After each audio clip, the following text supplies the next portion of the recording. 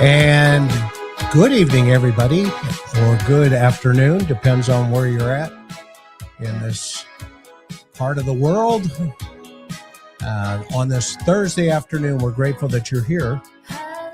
We've got a great show ahead of you. We're going to give it a couple of minutes here to let folks get in.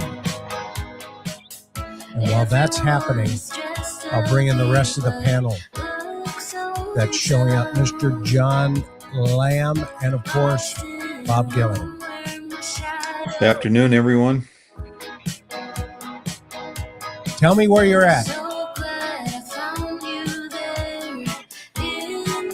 We saw that, and we're grateful to Maureen and Megan. Who's in the house? Aloha, Chi-Town, Nebraska, Norway, Indiana, Pennsylvania, Michigan. I got a Michigan girl right here. Go Tigers. Massachusetts, pack the cat in the Boston Habit. Great to see you. Chi-Town again, Minneapolis, Buffalo, New York. Canada, our great friends up north of us. Thank you so much for being here and for trusting us with your time. North Carolina, the Tar Heel State. I was born there at Camp Lejeune. My dad was in the Marine Corps at the time. Boom. Georgia. We got some peaches in the house. Sedona. Get your Zen on, baby. Get your Zen on in Sedona. It's beautiful there. Spokane. All right. Spain. Wow. Thank you so much for being here. Wow. Jersey's in the house. Palmdale. Wow, wow, wow. Well, thank you guys for being here in Tennessee. Rocky,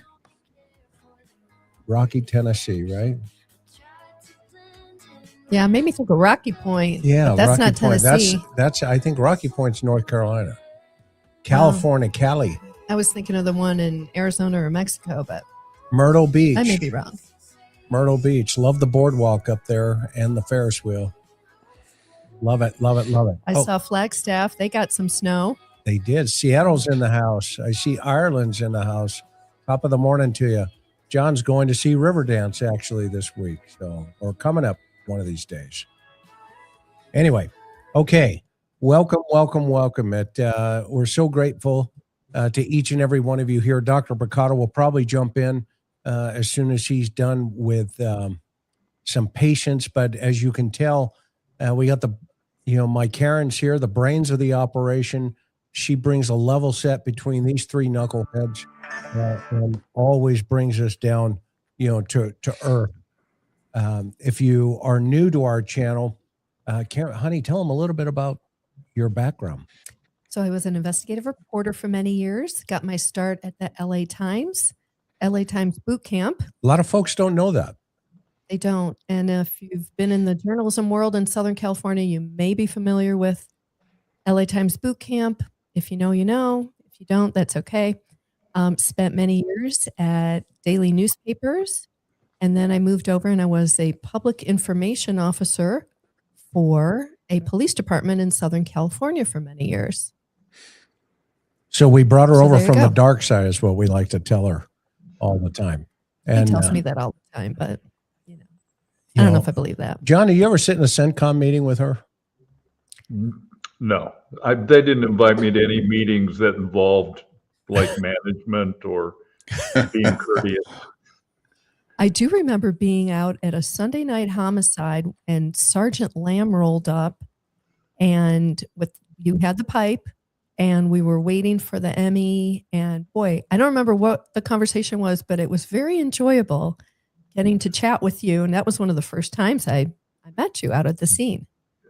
I believe that homicide was at 180 Canyon, the Centurion Apartments. And good memory. it's there are days when I can't remember where I parked my car at the Costco, but I can remember crooks' names and scenes and so. But yes, I do remember that. So I'm Good glad times. I'm entertaining at a death scene. Yeah, the Centurion Apartments, the gift that keeps on giving. The gift that kept on giving back. Could have put a police substation there. Well, tell everybody who you are, John, with a brief intro, and then Bob, follow up with that, and we'll kick off the show. How are everybody tonight? My name is John Lamb, and as you can tell from part of our conversation here, that I worked in law enforcement in Southern California. I started as a Air Force military policeman in 1974. Eventually moved on to the Riverside County Sheriff's Department, and then ended up at the Oceanside Police Department, where I was a CSI, a homicide detective, a hostage negotiator, and a detective sergeant. And later on, I logged another 8 years with a police agency here in Virginia, where we moved, where I ran the evidence room.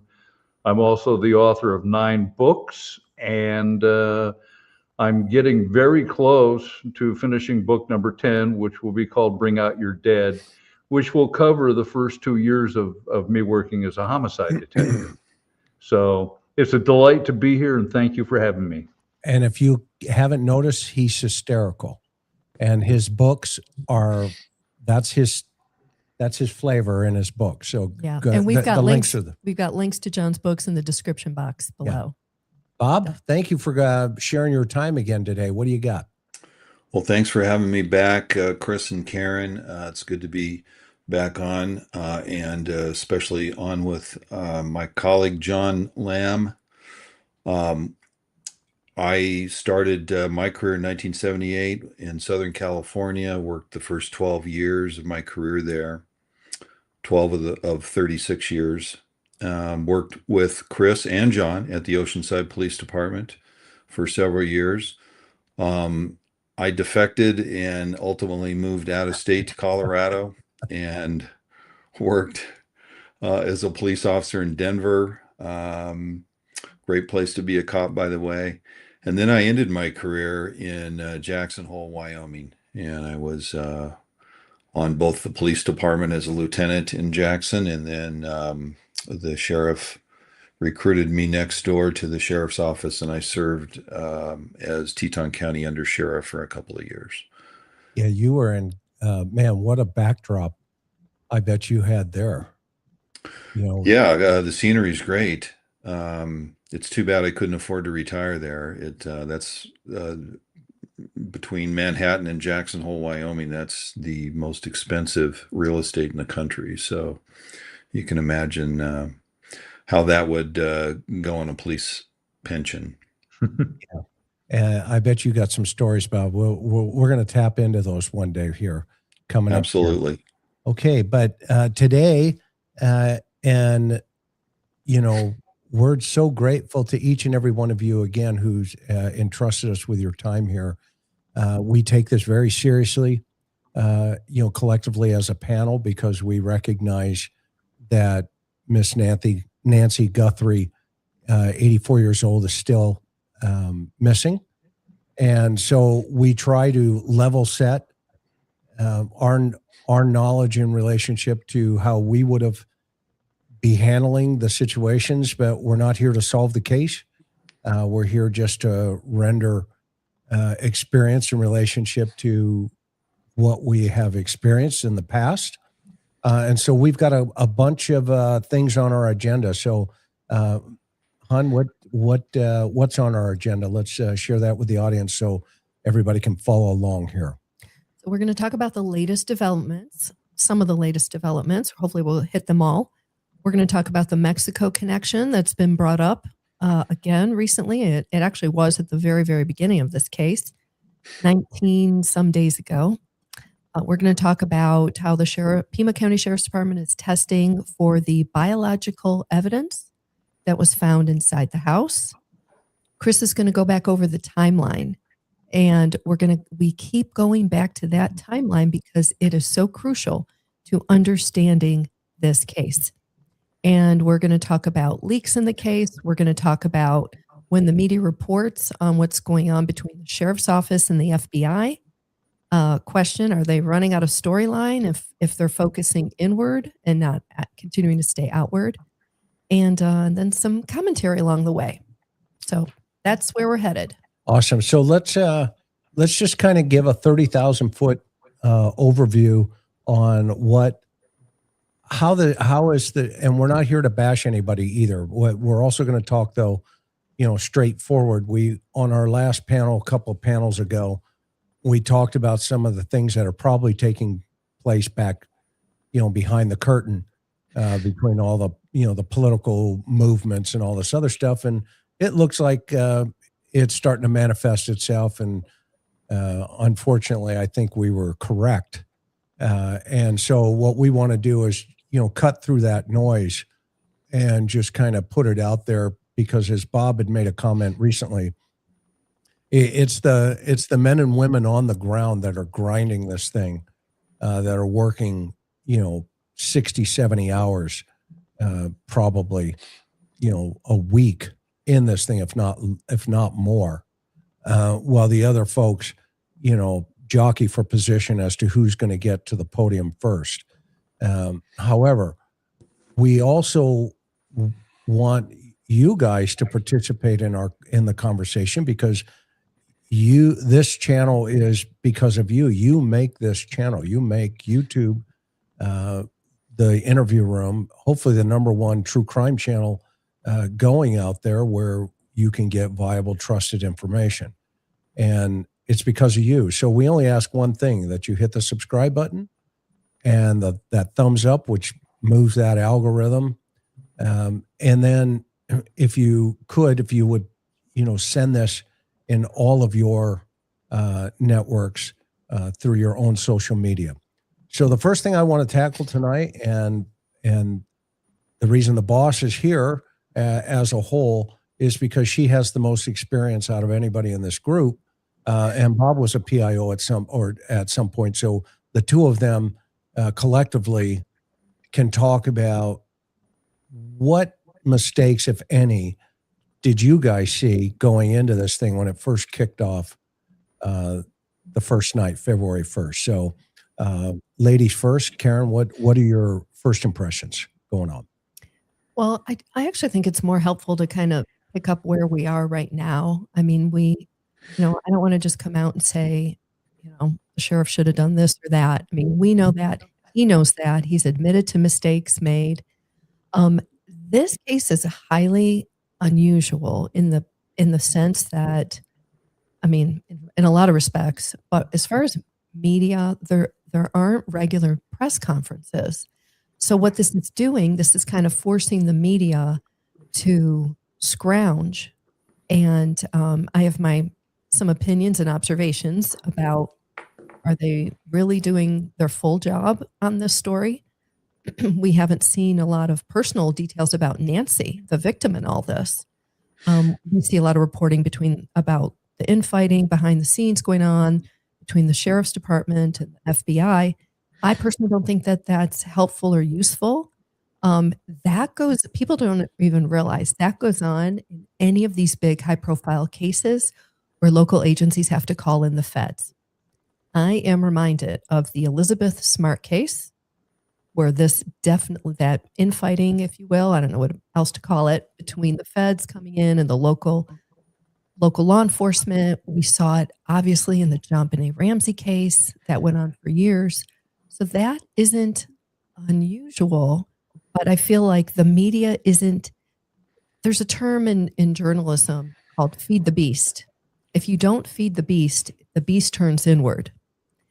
And the Pima County Sheriff's Department might not fully grasp it, that you really have to give them something, not necessarily something every day, but you have to give them something. Anyway, Bob, I'm curious, what are your observations as far as, that back and forth goes? I agree with you completely on the feed the beast comment. I've said this before. You have to make some comment to the media and to the public in general, and it's fine if Sheriff Nanos wants to do that from time to time. But in my opinion, he has totally sucked up all the oxygen, or at least much of the oxygen in this case, and it's all about Sheriff Nanos. He has made every misstep you can as a public information officer. From the beginning, he gave up way too much, in my opinion, talking about the door being left open, and I could go on and on. We covered a lot of that in one of the first shows we did with this panel.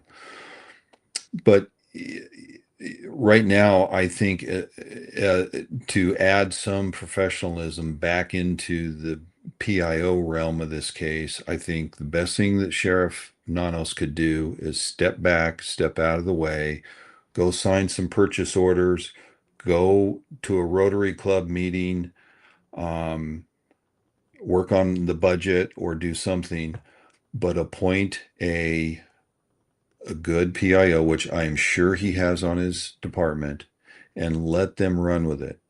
If he wants to give an occasional interview in his office to some media person, fine and dandy. Just check with your detectives, know what's going on with the case, know the material, anticipate the questions, and be prepared to answer them in a professional manner. He has done none of that, in my opinion.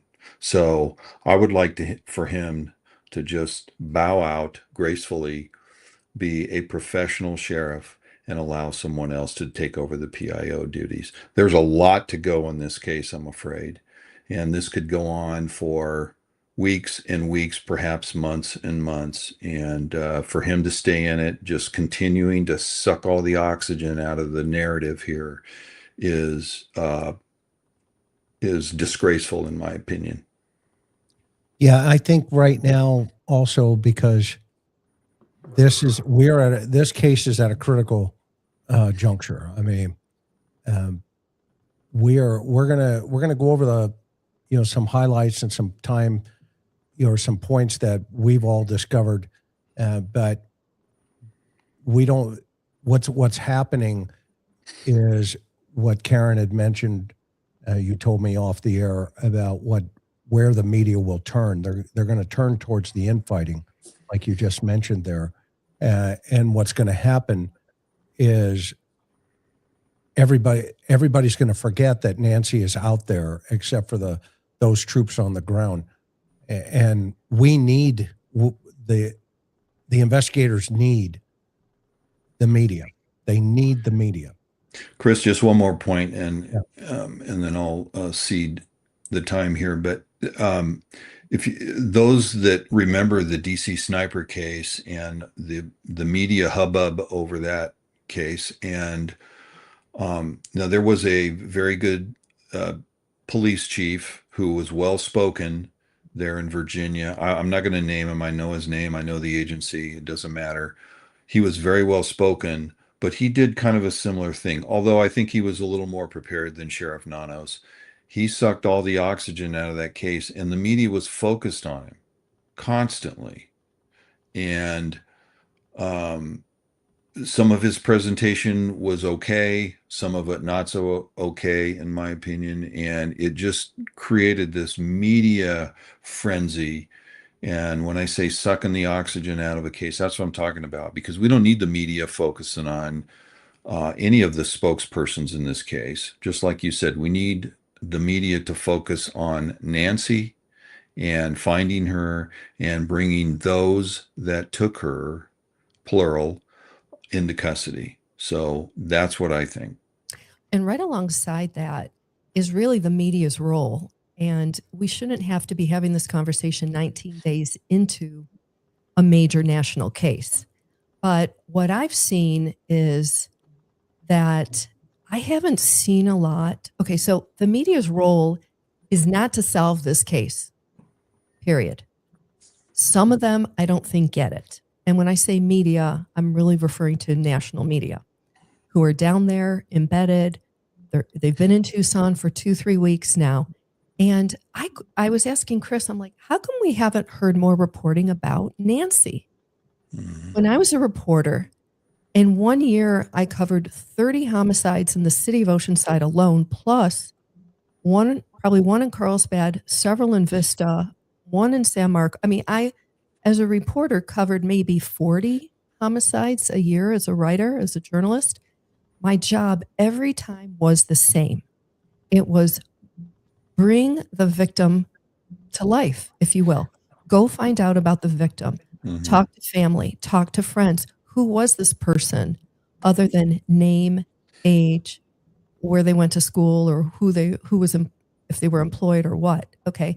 So the media's job really is not to be spoon-fed daily updates on a case that isn't going to be solved in 2 weeks, but it is to go find out about Nancy. And I got to tell you, at this point, for somebody, Nancy, here's what we know. This is a woman who has lived in Tucson for 50 plus years. That's a long time. She hasn't moved around. This is the same home that she apparently raised her kids in. And how come the media is not focusing on her friends? And I'm not talking about neighbors. I mean, my mom's lived in the same neighborhood for 30 years, and she probably knows 2 of her neighbors. Neighbors come, neighbors go. Longtime friends are longtime friends. And, now I did find. So Karen did that. She learned about Nancy. I learned about Nancy. I found one news organization several days ago wrote a story that interviewed 3 of Nancy's friends, including the person we call the church lady, who hosted Nancy and her friends for that live stream on Sunday mornings, or excuse me, not live stream, recording of the church based in Manhattan. That is Savannah's church as well. Anyway, I just feel like the national media has skipped over that completely. And then it got me thinking about a year ago, we had the Gene Hackman mysterious death. Remember, guys? Gene Hackman and his wife, Betsy, were found dead mysteriously in their Santa Fe, New Mexico home. Santa Fe is a, resort town. They had lived there 30 years, right? And that story was really, national media descended. It was really all about waiting for the ME, the autopsy report, right? How did they die? What happened? Well, if you remember, reporters went and talked to Betsy's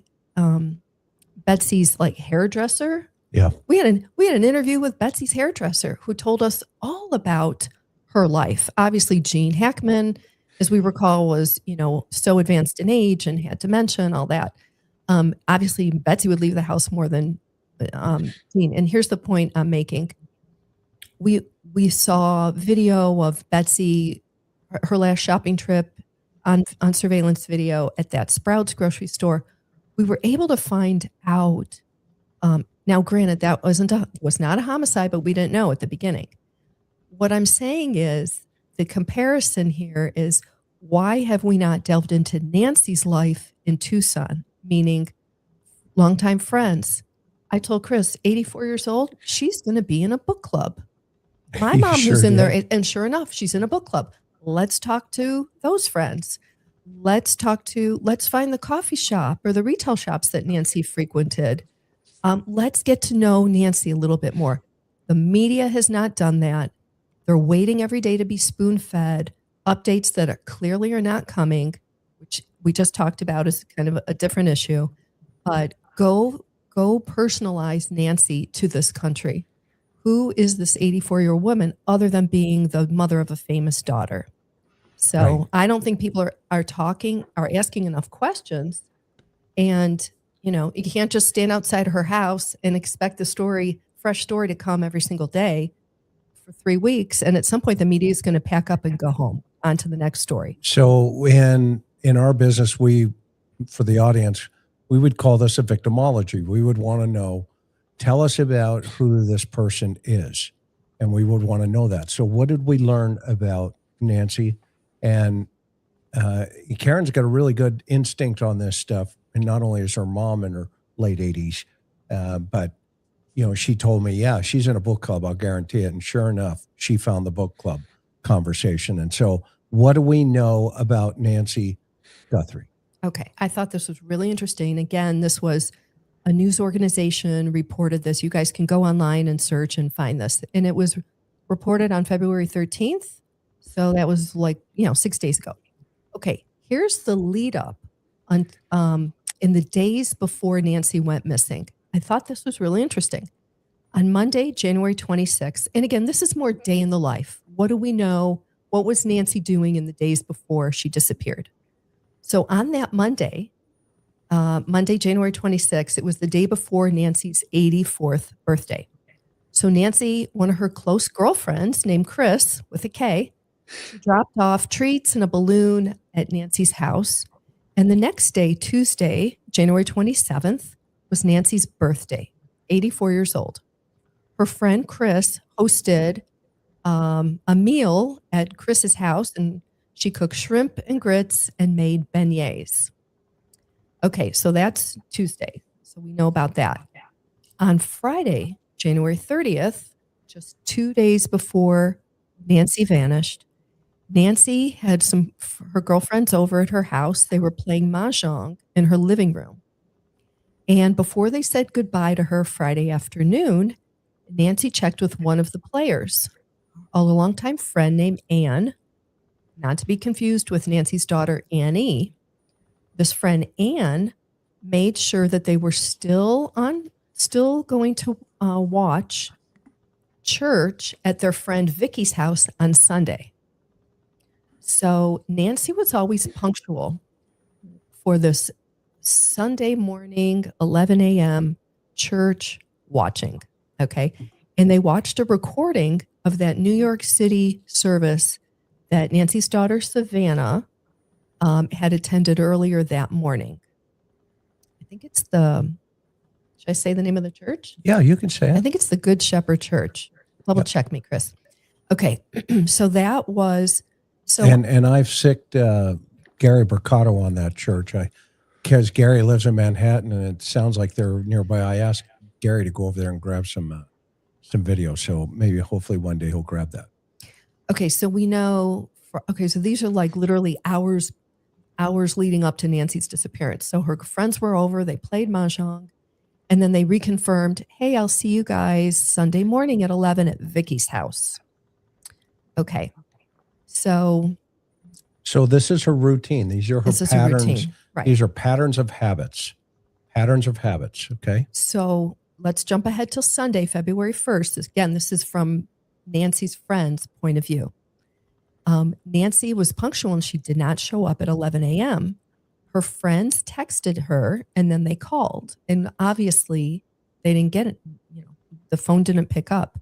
And then they contacted Annie, Nancy's daughter. At what time? We don't know. This article was vague. It didn't give any specifics. But the church service is typically, they watch it every Sunday around 11 a.m. Right? Correct. So Mountain time. So this would have been sometime after 11 a.m. Okay. So that changes the timeline dynamic, guys, just a tad. Okay. And this is why these things are critical like this, because it kind of puts us in this, what's going on? Go ahead. Okay. So that was Friday afternoon. We knew what Nancy was doing. On Saturday, January 31st, Of course, we were told by the sheriff that Nancy had dinner and played games with her daughter Annie and son-in-law Tommaso at their home. And then we were told that Tommaso drove her back to her house. We were told different things. We were told it was Annie and Tommaso. We were told it was Annie. Then we were told it was Tommaso. Okay. So that is what, that's what we have so far. But there's other background, interesting details about Nancy that kind of just gives some color and a little bit more depth to an 84-year-old woman who lived on her own and was not in a nursing home and did not have dementia and really had her own life separate and apart from her adult kids. So we further learned that Nancy and her husband, Charles Guthrie, who we know he passed away back in 1988, and Savannah apparently has talked about this many times, on the air. So the family moved to Arizona, and they bought that home in 1975 in Catalina Foothills. And so she and her husband at that time. She and her husband did, right. So that means that it was been Nancy's home for more than 50 years. Nancy also taught Bible study classes at one point. And after Nancy lost her husband, she went back to work, first working at a small business newspaper, and then she had a career at the University of Arizona in public relations. But she was a journalist first. Yeah, she right? studied journalism in college. Nancy did. That's Nancy Guthrie. Which is it's always, remember, whenever a victimology is done, you want to try to find these cross correlations. I mean, look how Savannah, her life was obviously influenced heavily by her mother. And then you try to, measure those dynamics against, the other siblings. Why did the son go this way? Why did the, one daughter pick this career, write books, a poet, etc. But you have Savannah, such a light out into the world in relationship to her journalism path. Could it have been, one of the things, right? Because this is what we do, then this is how it's done. You sit there and you have a briefing like this, and then everybody says, wow, okay, let's try to find that connection. If that was something that drove, the different siblings, and then you would kind of look for, the one-offs, where there are jealousies, rivalries, anything like that. And you want to kind of stay in those lanes. But this is incredible information, because now we know that she was watching potentially a church service that was recorded, and it was the one that Savannah had attended, you said. Correct. Mm-hmm. Okay. And she's watching it with her girlfriends that morning. She's supposed to show up in the stream with her girlfriends at 11 to watch this streaming church service. But she's MIA. She's missing in action. She does not show, which raised all kinds of red flags, and that kicked off the phone calls. Okay, what else? I wanted to clarify some of the things. So we're at our career path. Right. I'm just going to jump ahead for just, again, general overview of Nancy. When she was younger, she embraced the outdoors, and she played tennis, she hiked, and she did spin classes and was quite active. But as she aged, things became more difficult. No surprise. I think that happens to most of us. According to her friend Chris, Nancy had a pacemaker that obviously we know well about, and relied on daily medication, and began using a cane and powerful hearing aids. So powerful hearing aids obviously means a loss of hearing. Mm-hmm. Important to know for the victimology, especially if someone's breaking into her home and potentially in the middle of the night, 2 a.m., right? Yep. Her hearing aids would not have been in. Okay, so in recent years, Nancy often stated... Okay, hang on for a second. I'm sorry, just for a sec. Why is that significant? John, what say you? Her hearing aids, why is that significant? What jumps at you? Well, what it suggests to me is that whoever whoever made the approach or whoever the abductor or attacker was had to have a sense that he or she didn't need to be particularly stealthy, because if she's taken her hearing aid out at, after she's gone to bed, it allows you to make let's just say, a less stealthy approach to the house, not worry about making sounds if you have to force entry. Again, it suggests to me this is somebody who was aware of how Nancy lived. Bob? Yeah, pretty much the same thing. It would have been perhaps difficult for her to hear anyone that might be walking around the house or trying to break in the house. We don't know if there was forced entry or not. I tend to believe that there was not forced entry based on what we know from seeing the outside of the house. But anyone that got in the house, regardless of how they did that, would be walking around. And if she can't, if she has some hearing loss, then it would be more difficult for her to hear that person walking around, or persons walking around. And along those Chris, lines, do we know how much? Do we even know that we don't know that the hearing aid is still in the residence? We don't know that, do we? We don't know that. The sheriff has not released that information. But yeah, that's a great point. So this is part of the ongoing enigma of what's inside the house. Right. We don't know. You have a 39-minute thereabouts, 40, whatever it is. It's pretty close to 39 to 43 minutes. That gap in time, the suspect's in that home with Miss Guthrie, based on the timeline that the sheriff has laid out to the public so far. And so I can't see a burglar, personal opinion, saying, get your hearing aids, you're coming with us. Mm-hmm. Or an abductor.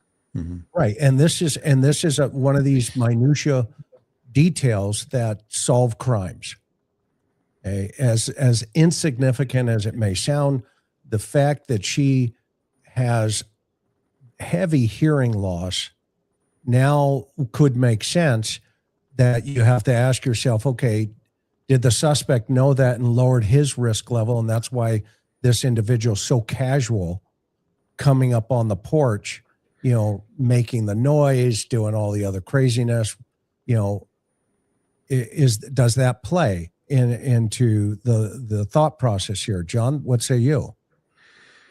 Well, you've nailed it, Chris. What we're looking at, again, is confirmation to our larger theory that this is somebody within the orbit, Nancy's orbit.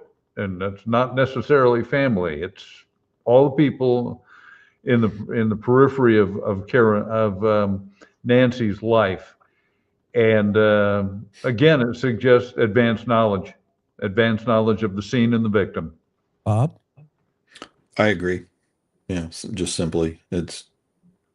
Yeah, and again, the suspects, if he's going to remove her out of that house, which she has been, is not going to say, grab your hearing aids, grab your glasses, grab your cane, pack a bag. You're coming with us, and we're going to give you back after we receive a ransom. I don't know if that is priority one in that individual's mind. Bob, you were going to say something.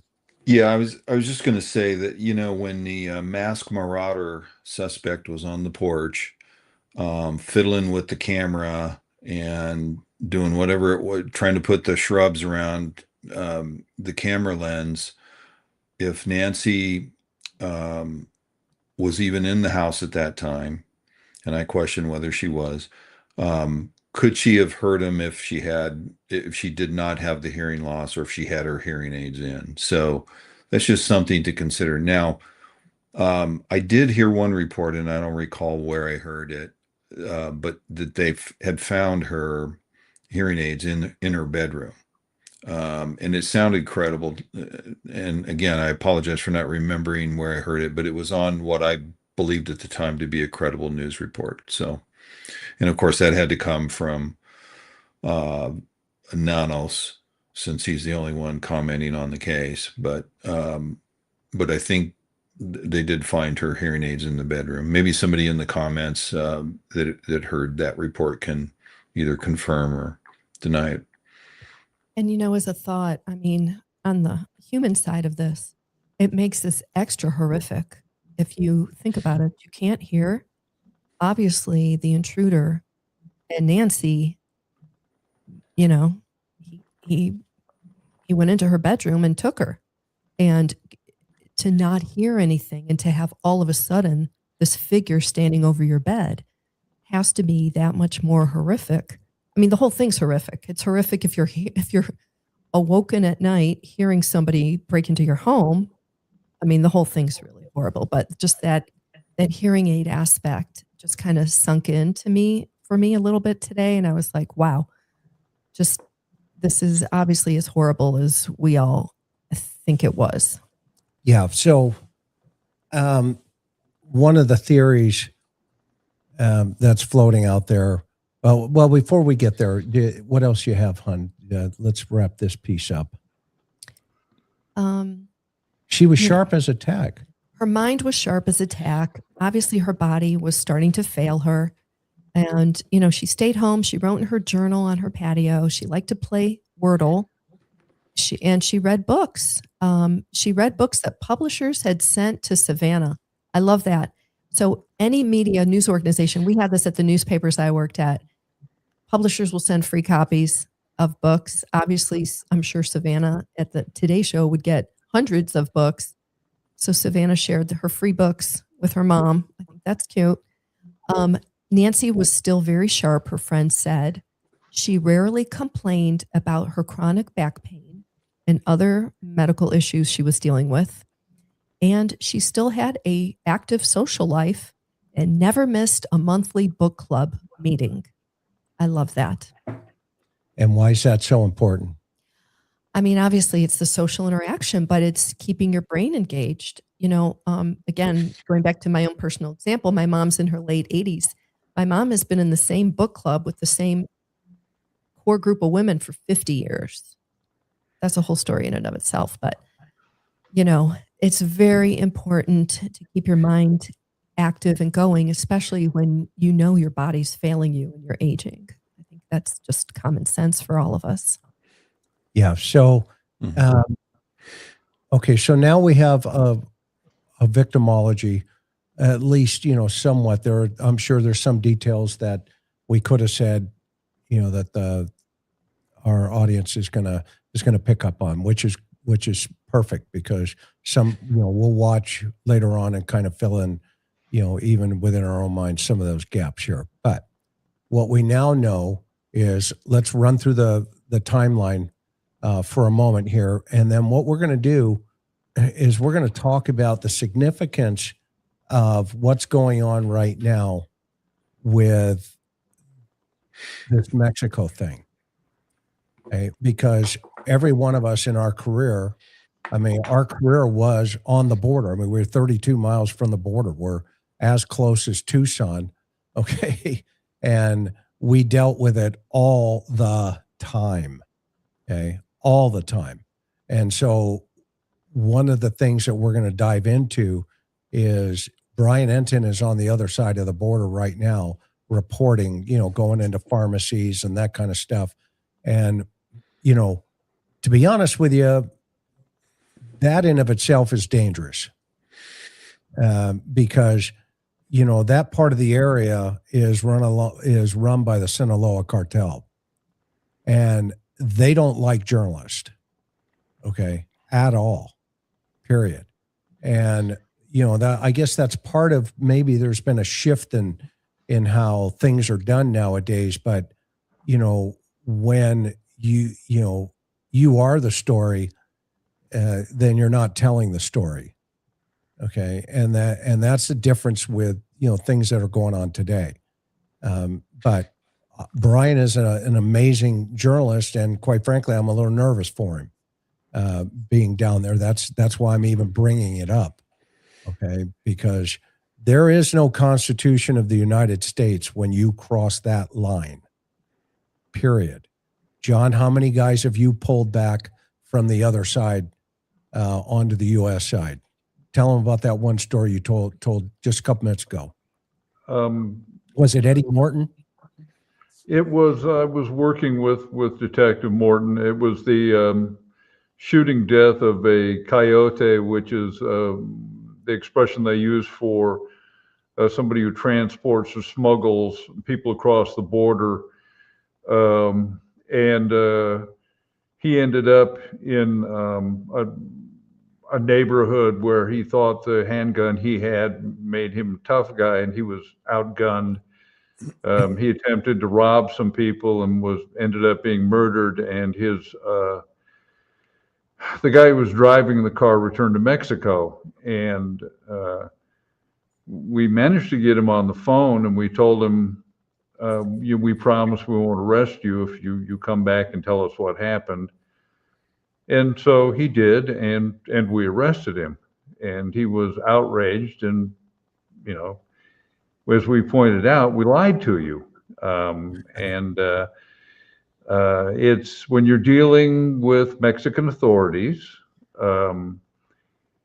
sometimes that's what you have to do to get people back across the border. But we had lots of cross-border crime. Think of the number of times we had reports of crimes occurring in our farm areas where the suspects returned to Mexico. Yeah. And we're going to get into that. I think one of the most tragic ones, remember the high school student that was killed at OHS? Over his boombox, yes. That was a Jim Wood case. Yep. And Jimmy pulled that one, and suspect fled. And there were some things that we're going to talk about that people are not, they don't understand yet unless you've been there, done that. And so we're going to get into this. But that guy today, ladies and gentlemen, killed a 17-year-old kid, fled over the border. Things happened over there. The United States side was not prepared. And that kid is walking, or the murderer is walking free today. And because it was a double jeopardy situation. And we're going to explain what we mean by that. Okay. And we're going to get into that. But before we do that, let's get into the timeline again. Okay. Just real brief, and some of the anomalies that we're seeing here. And the great thing about San Diego County, working in San Diego, is, again, San Ysidro was a checkpoint. It's just like Nogales. Okay. But we had TJ too. So you can go to TJ. Tell people what TJ is. Tijuana. Okay. And, you just don't know what could happen down there. And, people, end up paying, crazy bounties to get out of there, just to come back to the United States, because the federales will hold you. Literally, they will hold you in custody until you kick up a couple of bucks, to get out of jail. Okay. And so these are the kind of things that we're going to be real honest, our collective opinions about why I think it's very dangerous for somebody to have said she could be on the other side of the border. We assume that from the get-go. Okay. But it wasn't talked about in this panel for obvious reasons that we're going to get into here in a minute. Okay. The January 31st. Okay. In the evening, she's last seen around 9:40, 9:50 p.m. Garage doors open, dropped off at her house by her son-in-law, Tommaso Cioni. This is mixed messaging from the sheriff. We've heard it twice, that it was him by himself. We've heard that it was both of them. Okay. So that's mixed messaging that Karen was talking about, Bob was talking about. We've hammered a couple times here. I'm not going to keep hammering it, but that mixed messaging is still very confusing. Okay. Who did it? This is the last confirmed sighting of her alive as well. Now, earlier she was picked up by an Uber. We know that guy's been cleared. They've interviewed him. They cut him loose. And she spent probably about 4 hours over at Annie's house. Okay. And they were playing games and they were having dinner. And then it came time for them to take her home. Okay. Now, what's interesting about that part of the timeline and story, okay, is they send an Uber to pick her up, and we don't know why, but they drive her home in a vehicle. Here's the big point that I want to make tonight. She is the passenger in this car. So what does that mean? It means at 9:48, the garage door was opened. And we've had conversation about this. This is critical. It's one of these minutia points in the timeline, just like the hearing aids now. Okay? Who opened the door at 9:48?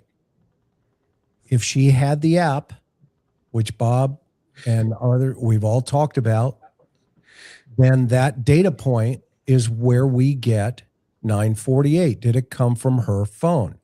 The sheriff has not said where it came from. All he said was 9:48, the garage is open. 9:50, the garage is closed. Okay. But we don't know who opened that garage door. We know that she's a passenger in that car. So we can assume that she has the app on her phone. What if it was the garage door button, that you pressed from the car, and Annie had a second one? Well, then that would typically mean somebody else has a garage door clicker, because I don't see her getting in the Uber and taking her garage door clicker as a pattern, a behavioral pattern. Okay. I mean, she could, but I don't think your mom would say, wait, I got to grab the clicker, when I'm going out for dinner. Do you? Well, no, my mom wouldn't have the app either, but so you're saying she likely had the app, and she pressed her own garage door closed when the Uber driver picked her up. Boy. And again, when she was dropped off by the son-in-law, she would have hit the app button and raised her own garage. That's what you're saying. Right. And the reason I'm saying that is because they have a data point of when that garage was open. So most likely, as Bob pointed out, the other day, remember, Bob, that it was probably most likely an app, not necessarily the clicker. Okay. Yes. If you have, let's say, the MyQ app, which is part of the Ring system, it will record the time the door is open, regardless of how you open it. So it could be opened by the app and it'll record it, but it will also identify who opened that. But if you go to the keypad on side of the garage, or if you use the clicker, as we're calling it, it will record an opening. It just won't indicate who opened the garage door. Okay. So, John, you have anything to add on this one? I would just back up from what we presume to be the data point. We don't have an independent witness that beyond the two family members that can actually attest to the fact that she was there for 4 hours and had dinner and played games. We don't have an independent witness that can state that she rode back in the vehicle, whether it be with Annie and Tommaso or Tommaso by himself. These are things that we don't know because there isn't an outside witness. We don't know who activated the app to open up the garage. That's all I'd say. To your point, John, this goes back to my point about why it's so necessary that the media do their job and do some reporting. We don't know if Nancy shared with her two girlfriends, hey, on Saturday night, I'm really excited. My daughter's having me for a special birthday dinner and we're going to play games, right? So we don't know because reporting hasn't been done asking those women those questions, which are pretty basic questions that would corroborate, yes, of course she would have been over at her daughter's house for that. And I'm sorry. No, go ahead, sorry, Bob. Karen. Just to expound on that maybe a little bit, we talked about this the other night, Chris and I did. I think it's reasonable to believe that the family has access to Nancy's home, and the most likely to have direct access to the home on a regular basis would be Annie and Tommaso. I think that's fair. I think most people would agree that they would have access to an 84-year-old mother's home, whether that's a key, whether that's perhaps they have an app on their phone, or they just simply have the garage door code. I think likely they had access to it, so they could open it to come and go as they please, or to assist Nancy in coming and going either in her car or just stepping out to the driveway to take her to dinner or whatever. So I think when we're looking at this timeline and we're trying to establish whether or not Annie and Tommaso's statement to the police is credible, I think we have to factor that in too, because it's going to go to the next part of this timeline, and that is it was opened for 2 minutes, and so continue on from there, Chris. But I just want to throw that in there. No, it's a great point, Bobby. As part of this discussion. Okay, so I think though our takeaway on this, either way, if it's a clicker or if it's an app, it sounds like that there would be a data point. Are we in agreement? I think it's recorded either way, regardless of how it's open. And the chat, you guys agree or disagree? Let us know what you're thinking over there as well. We've got some really brilliant people that always come into our chat here. Okay, so with that said, then let's go to the next data point. Right, 1:47 a.m. The security doorbell camera footage shows a masked individual, approximately 5'9", 5'10" now, because they've gone to the porch, they've done some measurements. I'm a little disappointed they haven't taken the mat because he was standing on it. You guys agree, disagree? 100%. That's it seemed often wrong from day one that mat was still there with the blood. Yeah, that was a huge oversight. And it's astonishing. It's incomprehensible. Yeah, it's going to bite them. I think that's going to bite them. Average bill, the mask, gloves, Ozark Trail hiker backpack from Walmart, holster gun. He's wearing a holster, tampering with a camera at her front door. Okay, now here's an interesting thing that I thought about, and I said it with Vinnie Politan last night on Court TV. The idea of when the suspect reaches down and grabs that vegetation in the front, he cross-contaminated that into the house. He may have some of that vegetation trapped somewhere on his person. Mm-hmm. And because if he goes into that house and he was dumb enough to pick that big bundle of weeds up and went into that house, well, that vegetation could have transferred itself onto maybe Miss Nancy in the bed, whenever he's grabbing her, if he was attacking, whatever that scenario is going to be. And if he tore those gloves off, and Lord forbid, if there's a secondary crime scene somewhere, we may find some of that transfer on, that part of the scenario too. And I see John, moving his head because without getting too graphic, John, the rock situation at the park, where, don't go too deep. I won't go into any detail other than to. What did you find on the suspect's shoes? On the shoes, we found the transfer of body fluids on his shoes. And there is only one way it could have gotten there. And these are things that you look at. And what's more, there was other body fluids that was found on the grass at the scene and on the murder weapon. So we have a connection to the suspect material on his shoes. We link him to the scene. We link him to the murder weapon. Okay, so that vegetation, and one day we'll go into that case, but it was a horrific case that John solved.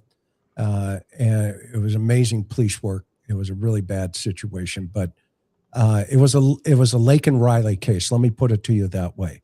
Okay, the girl in Georgia was similar to that, only just horrific. So the fact that he grabbed that, I think, was a mistake on his part. Well, he also Go ahead. undoubtedly left trace amounts of that vegetation in his shoes, probably on other parts of his clothing. But I guarantee you, the way he that was dropped, it's they're going to find some on his shoes if they ever locate the shoes in the suspect. Probably the pants and the jacket, and maybe even the ski mask, because the particles will float around even if you don't see them. Trace amounts will float around. So I'm glad that he did that. And I would expect some of that plant material to be on Nancy's floor, at least in the front entry, if not kicked in further into her home. And she probably has tile flooring, right, at least in the front. So, you know, the plant could be traveling when the door was open. I mean, there's got to be some trace of that inside the house. Yeah. Do we believe that they collected any of that vegetation that was pulled by the suspect?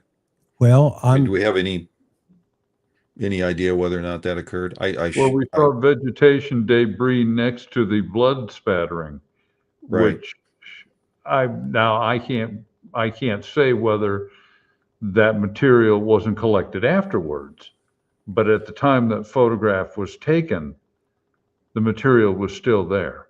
And you would want to bring out a forensic vacuum cleaner to. Well, I would. Yeah. So I don't know if either team did it. The initial sheriff's detectives and crime scene investigators that examined the scene initially, and or the FBI when they did their separate search and examination of the scene. I can't see how they wouldn't, in light of the imagery from the video. I mean, I would think that even a homicide detective 101 would look at this and go, we probably need to get the vegetation. So I'm going to assume they did. Yes, and I totally agree with you, John, of course, but correct me if I'm wrong, the FBI did a re-examination of the scene prior to any of us knowing about the video, because it took them several days to work with Google to get it. And that was a week into the case, right? It was in the second week that we got the Mass Marauder video. So honestly, I don't know whether any of it was collected, and it's not a major point in my opinion, but it is a good point. And to Karen's point, some of that vegetation is likely inside the house. If the marauder went in the house, we don't even know that he went in. Well, if I was processing that scene in light of the video, the other thing I would do is I would have collected the plants that the material was plucked from. For a sample. You may be able to match the equivalent of tool marks if you were to find something inside the house. And if you want to explain that, Chris, the idea of tool marks, that you could match up a section of branch or something and say, yes, it was taken from this specific plant. It would have to be done microscopically. Yeah. And I'm hoping with the white tent that they pulled out, they actually covered that area, that they also did a grab then and there, to everybody's points here. So, all right. So the next piece we have here is at 2:12 in the morning, software detects a person on camera. Okay. We don't know what that means. Okay, and maybe that's what Google's working through. 2:28, pacemaker disconnects from app on the watch. Possibly. Also, the sheriff has mentioned there could possibly be a second accomplice based on some of the photograph information or some of the photographs that were floating around. Okay. And then we get into the next morning. Okay. And now we know that around 11, she fails to attend, with her girlfriends, this service that she was going to go over to her friend's house. They were going to watch this recorded service together. And then she doesn't show, or she doesn't call. What do they do? What do they end up doing? Texting her, Karen? They texted, then they called. Yeah, they texted Nancy, no answer. They called, no answer. And then they reached out to Annie. It doesn't say if they called Annie, the daughter, or if they texted Annie. Okay, so that puts in perspective now of the sheriff saying around 11. Remember in the one press conference, he's like, well, around 11, the family went over to check on her. Okay. Now, this is the other minutia piece that we keep hammering on here, and we're not going to leave this until we get some type of answer. Okay. Is this idea that we have no way of understanding at this point. The sheriff has not made it clear how they got into the house when they went over to check on mom. We are assuming that they went through some open door, i.e. the garage door or the other back blue door. But the challenge with that is if a door is open in your mom's house and you go through that door, i.e. the back door slider, whatever we're going to call it, that patio area, then right there, that had to be a huge red flag. We also know, and we've talked about this at length, we don't think they came in through the front door because that blood was so obvious that everybody caught it. Okay, even the pizza guy delivering pizzas, I'm sure of it. Okay. And so you would think that if you're going over to check on your mom, your adrenaline's going to be pumping. You're already nervous. What do you mean mom's not showing up? Okay. And you are the people that saw her alive first, i.e. the Uber drop-off, and saw her alive last, i.e. the drop-off where the garage door goes up. Okay. We don't know if that data point from, whatever it is, 9:48, is somebody leaving and closing the garage door behind them. Mm-hmm. That would take 2 minutes. Okay. But somebody getting there and saying, okay, mom, have a good night. Okay. Putting the garage door up. If I was investigating this case, I would time how long it takes to open that garage door. John? Oh, absolutely. And you would also want to time moving slowly. In fact, I would get a walker, and you would walk. Well, you just use your own. Measure it, and you would repeat the test several times. John has. You might bought my old voice. See, no, never mind. I'm not going there. I said you could use your own. Yeah. You know what? I use canes. I'm teasing. You know that. No, I know that. Yeah. It wouldn't be the first time in our lives that you've teased me, Chris. Okay, so that would be a drill you'd want to run through, because we did that in the Rebecca Jensen case. We had an eyewitness who said, yeah, this guy is the killer. And I stood right here and watched it. We took her out in the middle of the night, the same night that it happened, or not the same night that it happened, but the same time frame, and said, okay, well, where were you standing and where were they standing? And everybody stood there in the different places, and you couldn't even see your hand in front of your face. And it was like, something's not lining up here in River City. Can I offer this? Yeah. So let's suppose that, as you like to say, a leopard doesn't lose its spots. That's a Chrisism. And it's 11 something. Annie gets a phone call from the ladies, the church ladies, she gets in the car, she goes over to mom's house, and she does what she always does. She either clicks the MyQ app, or she's got the garage clicker, and she lets us suppose she goes in the house that way. Okay. And again, I know tons of people have said this. How would she have? Okay. So if she walks in, there was a crime scene. We just know nothing about it. So she would have seen things in disarray. She would have seen potentially the plants stuff we just talked about in the front. She would have seen, something disheveled potentially in her mom's bedroom. We now know there's biological evidence in the house. Was it so trace amount that that you couldn't really see it to the untrained eye? I don't know.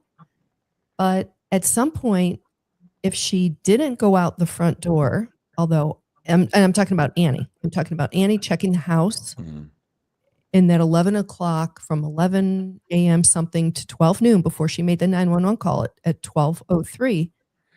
What, did she get in the house that way? And what did she see when that triggered her to say, wait a minute, I got to call 911. This is very serious. And, can I add, just piggyback on that quickly and this is actually an area that I like to commend both the Pima County Sheriff's Office and the FBI on. By keeping the information on the conditions inside that house secret, they retain the capability of what we call case-specific information that only the investigators and the perpetrators are going to know. And they've done a wonderful job protecting that, because in our careers, we've seen people accidentally or sometimes deliberately, because they wanted to be in the media, release information that really we wanted to keep. So they've done an excellent job keeping the fact that we have to speculate on this is actually reflects very highly on them.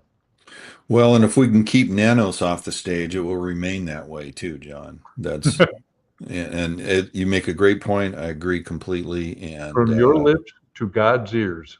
There you go. Okay, so we've got that gap in the time frame in terms of when they get to the house, how they get into the house. And there's a data point missing on the garage. We know we have a data point from the night before, but we don't have one on the garage if they went through that way. So now that leaves the garage door, and it also leaves the other door underneath the patio back there. So I think those are anomalies in this investigation, and those are things that, quite frankly, just don't look right. They don't look right. Something's wrong somewhere in that piece of the puzzle, whatever that means. I'm having a difficult time wrapping my mind around, taking your 84-year-old mom, dropping her off, and saying, good night, see you later, 2 minutes, done. Okay, we have mixed messaging. Hit the bricks, Ma. Yeah, exactly. I mean, most people, the overwhelming majority of people, I believe, would walk their mother or their mother-in-law into the house, make sure she's settled. It's relatively late at night. Quite frankly, I would just take a cursory walk through the house, make sure everything is okay, and make sure that there are lights on, and so that she can see if she didn't leave any on when she left. And that's going to take a hell of a lot longer than 2 minutes. That's going to take, who knows, 6, 7, 8, maybe you're in there for 10 minutes. Mom, are you okay? Well, I'm going to leave now. Okay, you're okay? Yeah, I'm okay. And he or she leaves, or they leave. So 2 minutes is just, that's a little hard for me to believe. And we've talked about this a couple of times with the panel, but just to reiterate that for the audience that may be catching up. Well, and the other side of that is we add the dynamic, to dovetail on what you're saying. She's a passenger in the car. She's not driving the car. Right. And if two of them went, that means she's in the back seat. If both the husband and the wife went, they're in the front seat, and mom's probably in the back, or mom's in the front seat and one of them are in the back. Okay. And when they pull up, everybody has to get out of the car to get mom out of the car.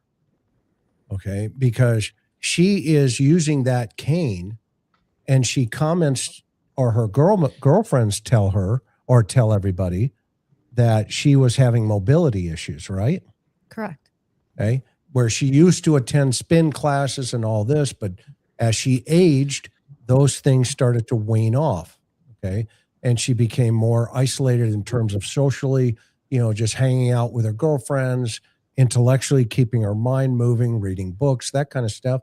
But her physical movements were somewhat challenging. So let's put her in the front seat, hypothetically.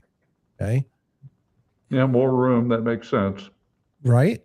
Right. And the garage goes up. You either going to pull the car in a little way so mom doesn't have to walk as far. Are you going to keep her on that dirt driveway and let her, you're going to have to hold her and manage her till she gets to the concrete. I mean, we do it all the time with Karen's mom, who we love. Okay.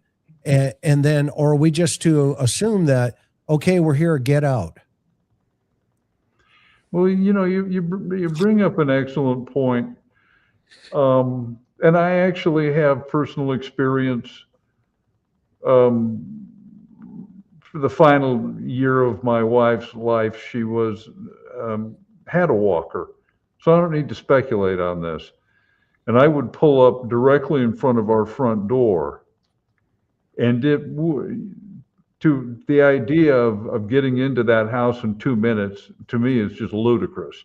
Now, I'm not suggesting that it couldn't happen, but I've been through that procedure hundreds of times, maybe thousands of times.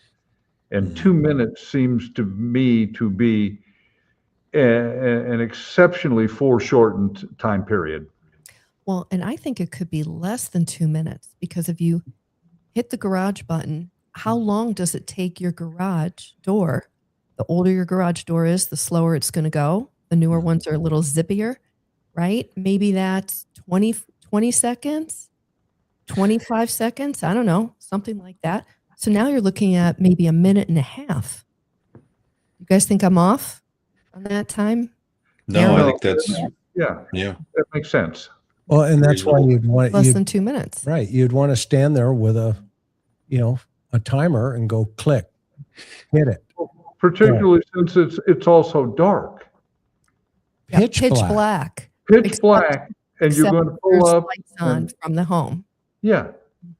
What do you say? Hey, Mom, we'll leave the headlights on for you. And I'm not trying to be snarky, but I mean, we take a step back and we look at this, and I would ask any of your viewers, if you were dropping your mother off, or your mother-in-law off, who you esteemed and loved, would you pull up on that dirt track, open the garage door in pitch blackness, because there's a county ordinance to protect the night skies, and say, well, we'll leave the lights on here, the old Motel 6 commercial, we'll leave the lights on for you, and you can accomplish that? It just seems to me to be an unreasonably short amount of time. Well, and Nancy had a car in the garage. We saw that eventually. So was there room to pull a second car in there? Well, it was off to the right. Correct. Off to the right. Probably room, but are you going to do that and then have to be concerned whether or not you can open the door fully to get out and to get her out? So I don't know. But regardless, I totally agree with John. It's, the 2 minute thing is questionable in my mind. So. Okay. So that's a minutia point that we're talking about. And so let's go on to the next one. No mention of how the family gained entry. We just hit that. So we don't know if they went in through that side garage door. We don't know, which, by the way, shows no sign of forced entry in any way, shape, or form from a suspect. Okay. And we don't know if the family utilized it to go search for their mom through that garage door. Okay.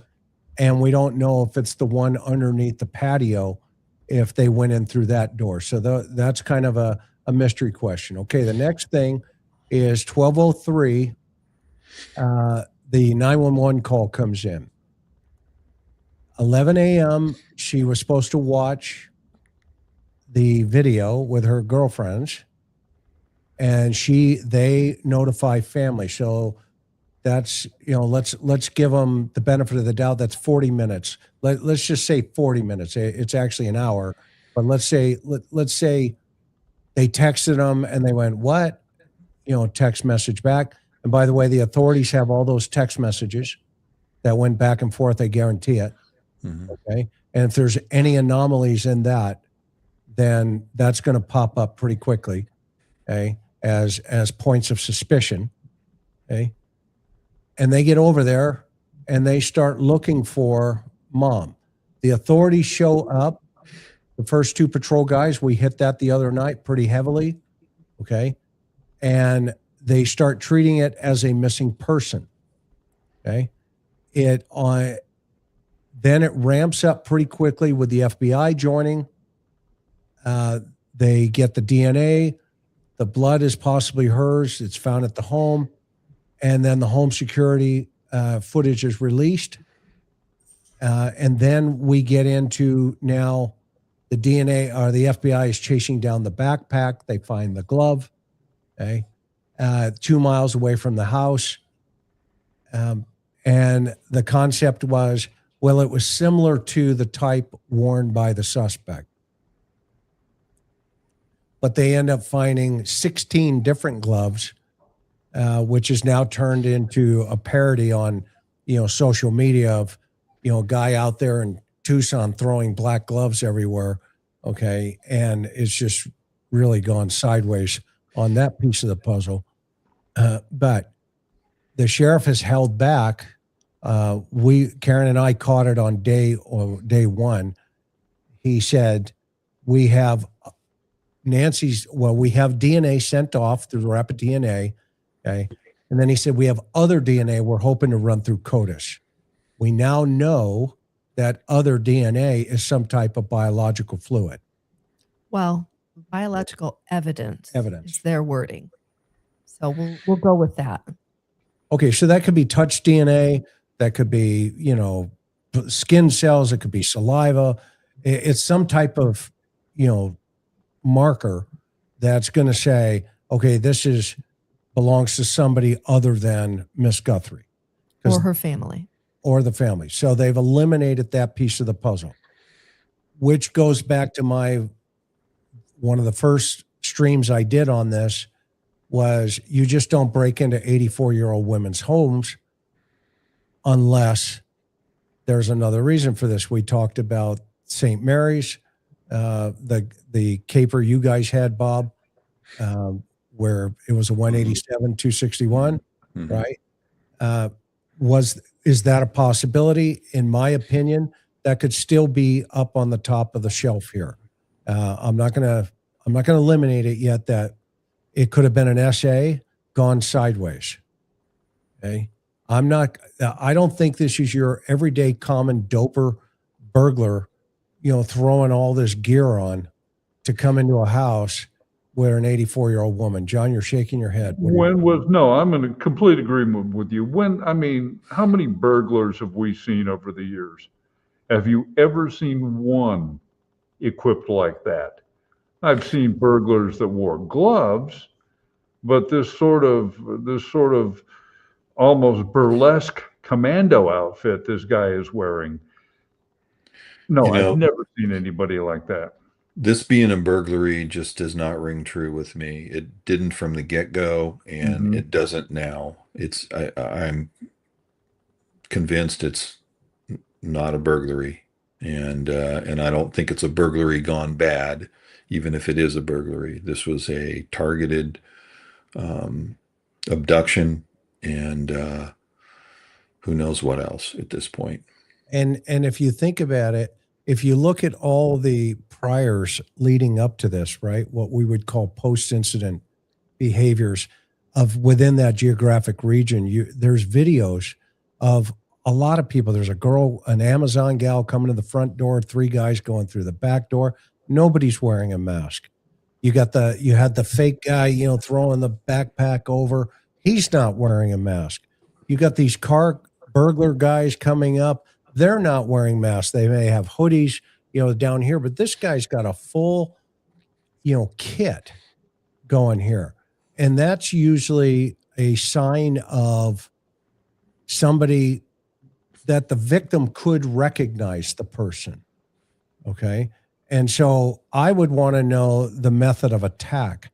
If she was attacked from here up, okay, that is also potentially would fit into a category of, personalization. Okay. We don't know what kind of fluid they have or biological evidence they have, because if it's the other kind of biological evidence, and then did this kind of go sideways and now they've got to remove. Here's my only problem with that. The fact that there's a car in play. Okay.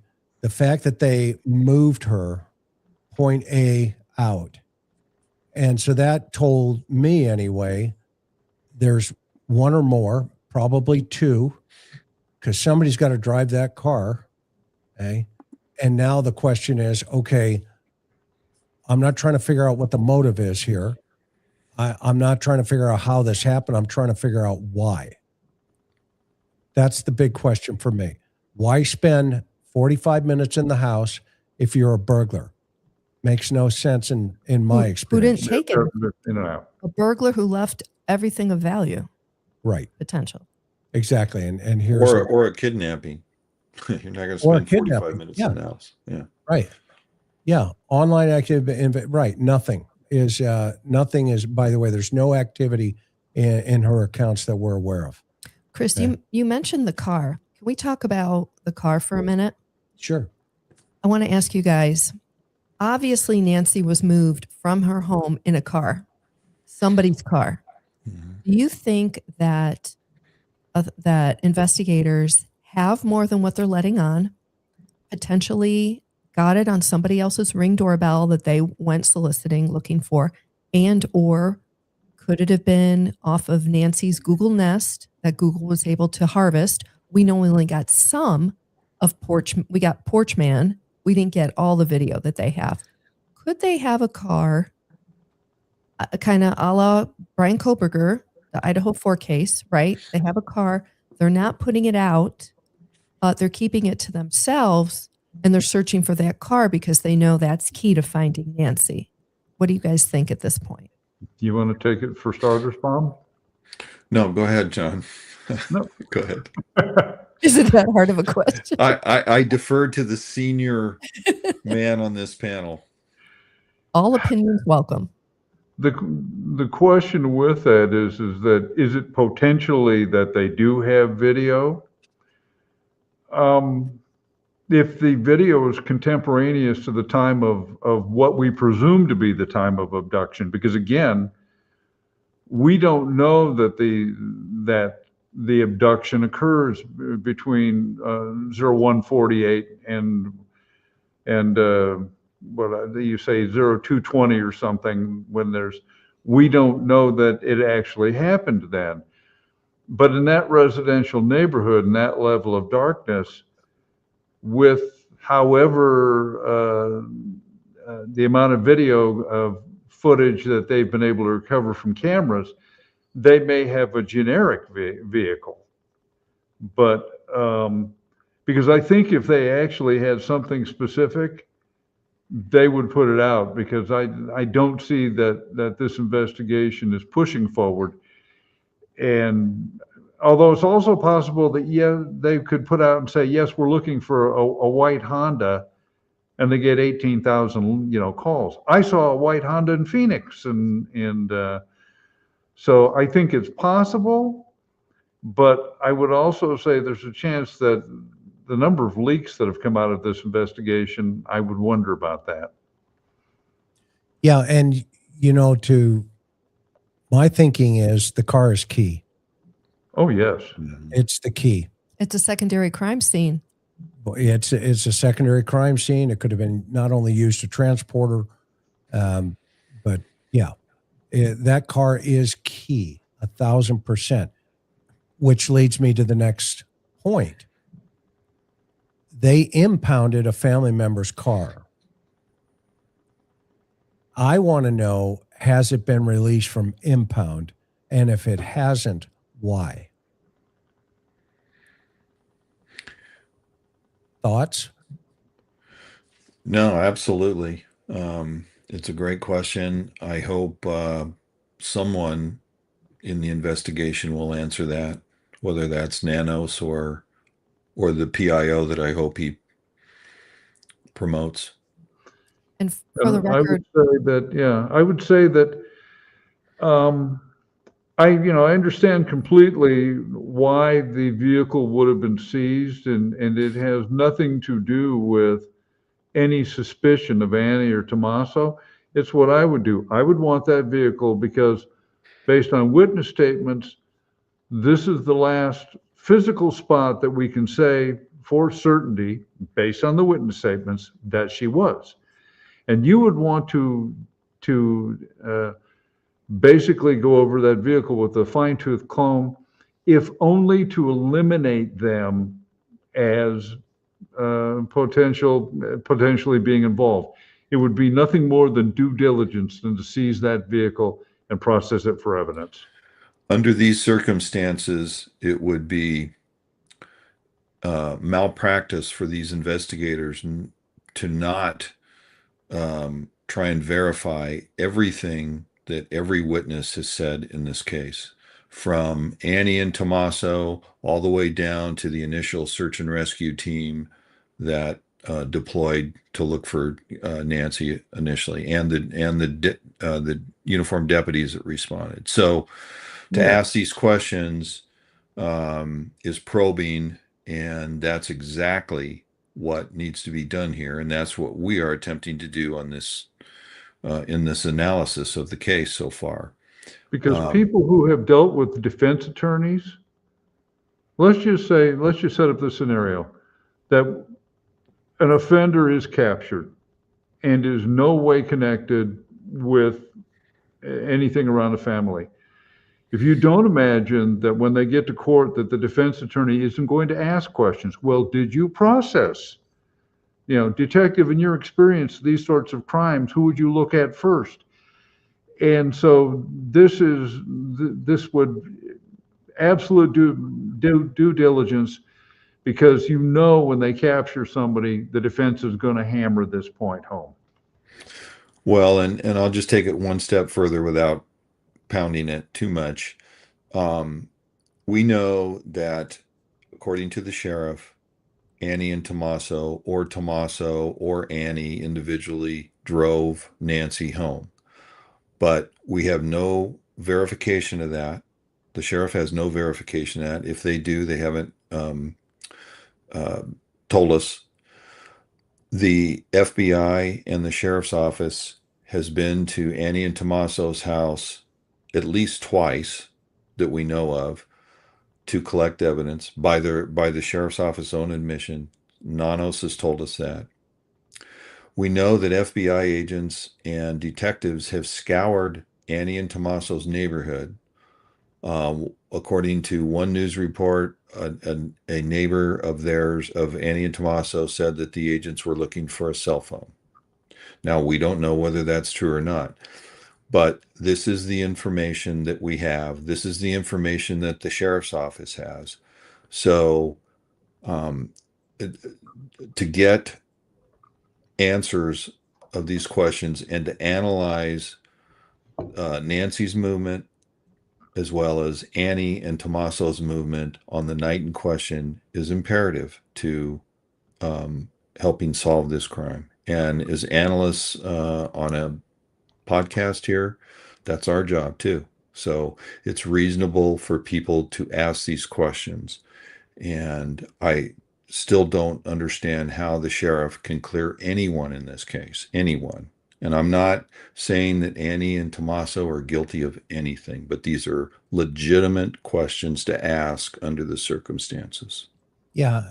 And to that point, just for the record, we have reached out to Sheriff Nanos's office and we asked that particular question. And the question is Annie's car still impounded and in the custody of the sheriff's office? We would encourage, am I right, other reporters who are actually down there in Tucson, boots on the ground, to ask that same question. Mainstream media. Or any media down there. And the reason for that is pretty logical.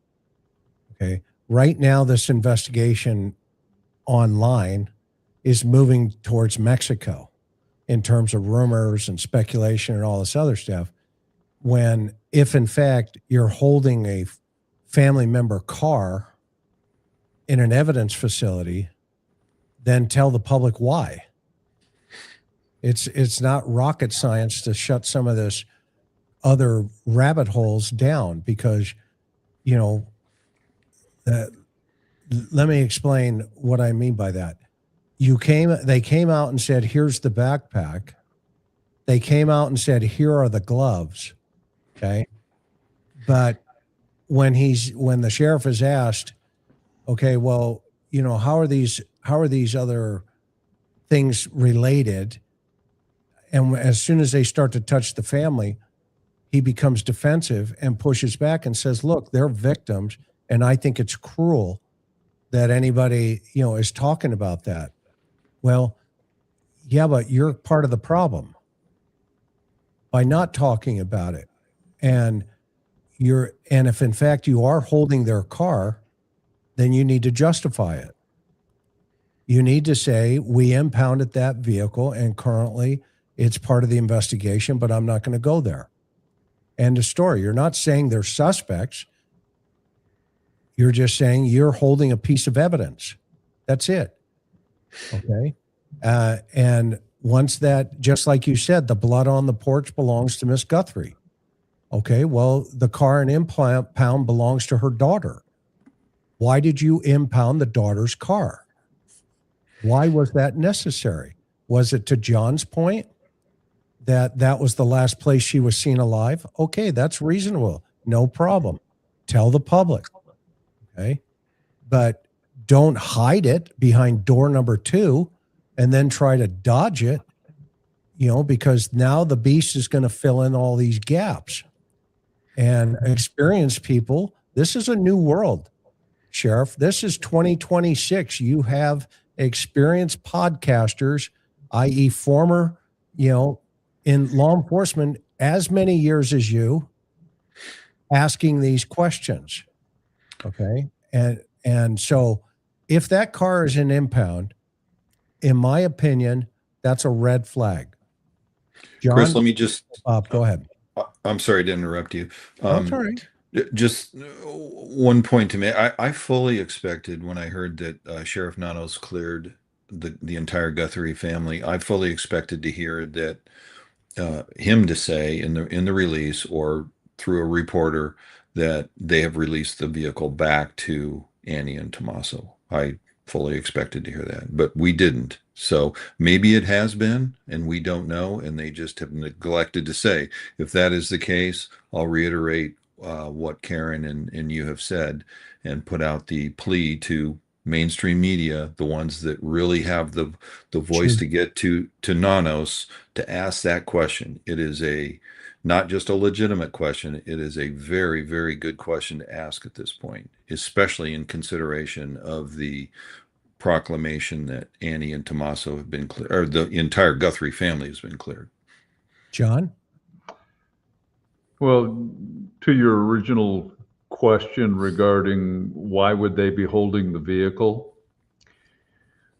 I think we could presume that whatever forensic work on the vehicle has been completed. The only reason, and I'm just speculating, the only reason that I would be... Okay, stop just for a second. I want to stop you just for a second, okay? Sure. Go to a case where you impounded a car. Talk from real life experience on a case where you impounded a car and why you did it. Now, we'll just leave the Guthries over here, okay, and Annie's car, okay?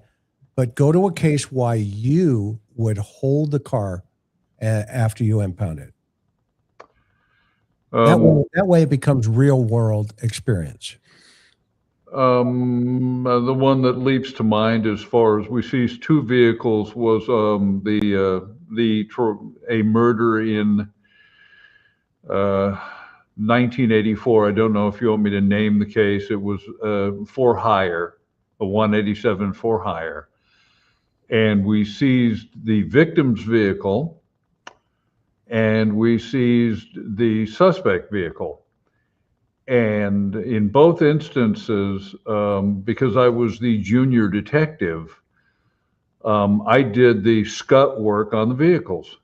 And that involved, for instance, the getaway car, which if you're going to hire an assassin, get one that doesn't shoot out the back tire of the getaway car. That's what we're talking about in this case. But in this instance, we see or something. What was like? It was it was at the ambush. The tire. That was the ambush. I don't know if you want me to mention the name of it because they've been convicted. It was the Troiani case, and it was like the most famous 187 case in Oceanside. But when we seized the suspect vehicle, along with searching it, and we got a search warrant for it, we went so far as to, I had to remove all of the tires and ink them up with fingerprint ink and then roll them along paper. And if you don't think in August in Southern California with this old car that I didn't look like, it'd come out looking like I was working in a coal mine or an oil derrick, but you may take a car apart completely. And then after that, the car remained in evidence because, and here's the thing, let's just say that at some point this goes to trial. The defense has the right to have all of the evidence examined by their experts. So that vehicle must be maintained, and it must be maintained in a pristine condition where nobody can get to it. So the defense investigators can go over it and say, oh, by the way, we found a note that said that, no, it wasn't me. So just taking the car, and it's so much more than, gee, we're going to look around and see if we can see stuff. They may have taken that car apart. I hope that answers the question. No, it's perfect. I love it. Bob, you've impounded cars, real life experience. Tell the audience a real life experience. You don't have to name the case or anything, but why would you impound the car as a case agent? Well, much of what John said, whether it's a serious felony, a homicide, or even a misdemeanor, there are a myriad of reasons why you impound cars. And usually there's a nexus to the criminal activity. Sometimes it can be something just as simple as a hit and run. It could be where an assault took place. I'll give you an example from Denver. When I worked there, this was in Northeast Denver, when I worked in the District 2 substation, and we were having a series of shootings in and around a Walmart store. This area of Denver was in Northeast Denver, very high crime. The Park Hill Bloods were the prominent gang in that area, inner city neighborhoods of Denver. Those people that are old enough to have flown out of the old Stapleton Airport in Denver will know this area. It's all been revitalized now, but that's where the old airport was. So it's Northeast Denver. I'm working, and I actually had a councilman riding with me one night because of this series of shootings, and there were several of them were homicides. These were what we thought were random shootings. So sure enough, when I had the councilman with me, I was the supervisor in that district at the time. And we had another shooting in the parking lot of that Walmart.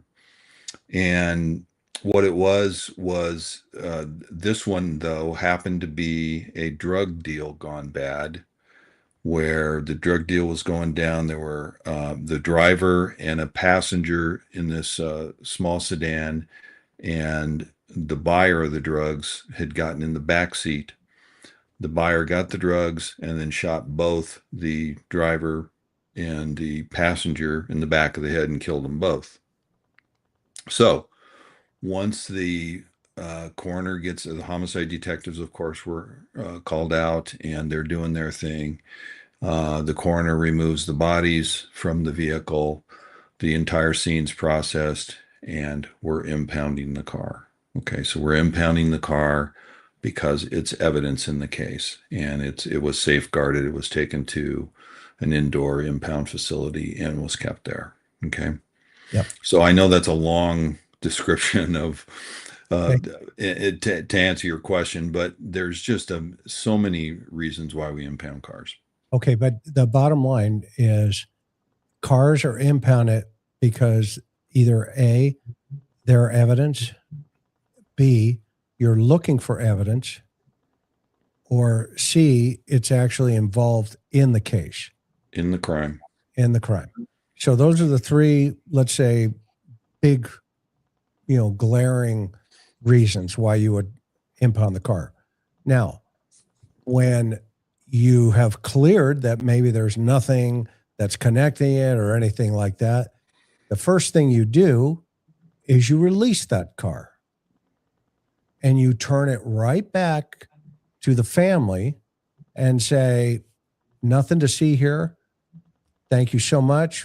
No bills, no nothing. The county or the city or whoever, we got it covered. Not a problem. Sorry to inconvenience you. Okay. However, to John's point, your point, if you're holding that car, that means it has a number in the evidence list, on the evidence list. Item number 72, whatever it's going to be. One car, VIN number, blah, blah, blah, blah, whatever it's going to be. Okay. And the reason for that is because you have probable cause to believe it could be connected somehow to the abduction of Nancy Guthrie. Mm-hmm. And that is a huge red flag for me if they're still holding it. Okay. Because now we know, and everybody saw how it's done. The other night, the FBI stopped this car at Culver's parking lot. They got out with a piece of tape, sealed the door, sealed the back hatch, wrote their initials. And what happens, everybody, is you write your name, your initials, your ID number, the date, and the time on that little seal that goes on those doors. Okay. That way, when the defense says, Detective, McDonough, did you put this seal here? You say, yes, I did. And when did you do this? Well, let me look at the seal. And they show you a picture, if not the vehicle, if you're not there at the vehicle, and you see your name, your ID number, your initials, your ID number, date, and time. You say, well, it was blankety blank, such an hour. Those are my initials. Okay, Your Honor, we would like to put this in as People's 4. Okay, thank you very much. And you move past that. Okay. Now, when it's easier to find a car and connect it to a crime than it is to find a missing body, trust me, that's why they put BLLs out. Look for the car, find the car. Now, they've impounded this car. This is the Range Rover. Okay. And they've also now gone to another house and they've impounded another car out of a driveway. Okay. So they've also gone over and searched various houses, okay, because they're looking for evidence. And here's where I'm going with this, okay? You still have one family member's car in evidence, if that's true right now. Why are you holding that car and going after these cars? Is there a link somewhere in the chain? Is there something that we're not aware of and that the sheriff is holding back? I would submit to you, if they haven't released the car, yes, there's something more here, which then takes us back to the guy on the porch and all the, the craziness that this guy's gone through. There's no response to the demand letters, all that noise. And we said this, a week ago, 2 weeks ago, all that letter stuff, in my opinion, at that time was just noise. And it looks like it's coming to fruition now because, you've got entertainment shows now, they're detectives and they're investigators because they're getting letters and they know more than anybody. Okay. But what they don't understand is they have now interjected a foreign country into the conversation. Okay. A foreign country into this conversation through sources. Okay. My admonition, or what I would like to tell the sources, okay, really? I got a question for you, Chris. Could they have reached out with this unknown DNA that didn't have a CODIS hit? And could the Mexican authorities even do anything? I mean, what is their equivalent of CODIS, if there even is one? Would that be something they reached out? Or other than giving Nancy's description, it goes back to my original question. Is there a car in play that they're keeping close to their chest that they can't find here? They're not going to make it public. Could they have reached out and asked about a car perhaps? They could have reached out about the car, about CODIS. They don't have CODIS down there. No, I know they don't have CODIS, but I'm saying if there's no DNA match on this side, would it be worth their while to even mention that to the Mexican authorities? Because it doesn't make sense that they would even do that. No, you're correct. And so here's the danger, in my opinion. Okay. These three guys, all three of us have worked homicides from the United States that have crossed over into Mexico. Because that, we've done this, been there, done that. Rule number one, first of all, America or the public may or may not know, we don't have an extradition treaty with Mexico. Okay. It doesn't exist. If this is a Mexican national, hypothetically, guess what? We're not getting him. I don't care, what the FBI says, because you need what they call an Article 4 warrant. Okay. And what's an Article 4 warrant? It means all of your information on the U.S. side, the entire abduction case of Nancy Guthrie, has to be translated within 48 hours, every single page in Spanish. That means every detective has to have all of their reports done and handed over to the consulate, the American embassy down there, and they work with the Mexican consulate and the federales and the federal judicial system in Mexico City, and they create an arrest warrant for their citizen. And then they try that citizen in Mexico. Okay? Here's the kicker, and why I thought this was a stupid idea. Whoever said we're now focusing in Mexico, and it came from TMZ. These guys don't have a clue that they have just put Nancy Guthrie's life in danger. Okay. And let me explain why I'm coming to the table with cred. Okay. For lack of a better term. I pulled a couple of newspaper articles from back in the day. You'll see back in that time, we had about 44 murders in the county, and Oceanside down here was listed down here where I was working a homicide at what they call the El Torito. Okay. Well, guess what? All three of my suspects, and John was the first one on the scene on this one, were from different vadios in Mexico. Okay. They killed a manager at El Torito, and that's when I was younger on the right. That's the suspect on the left. Mauricio Ramirez was his name. Okay. And that fat head in the back was my old partner, Brian Whitbread. Okay. The suspect fled to Mexico. Okay.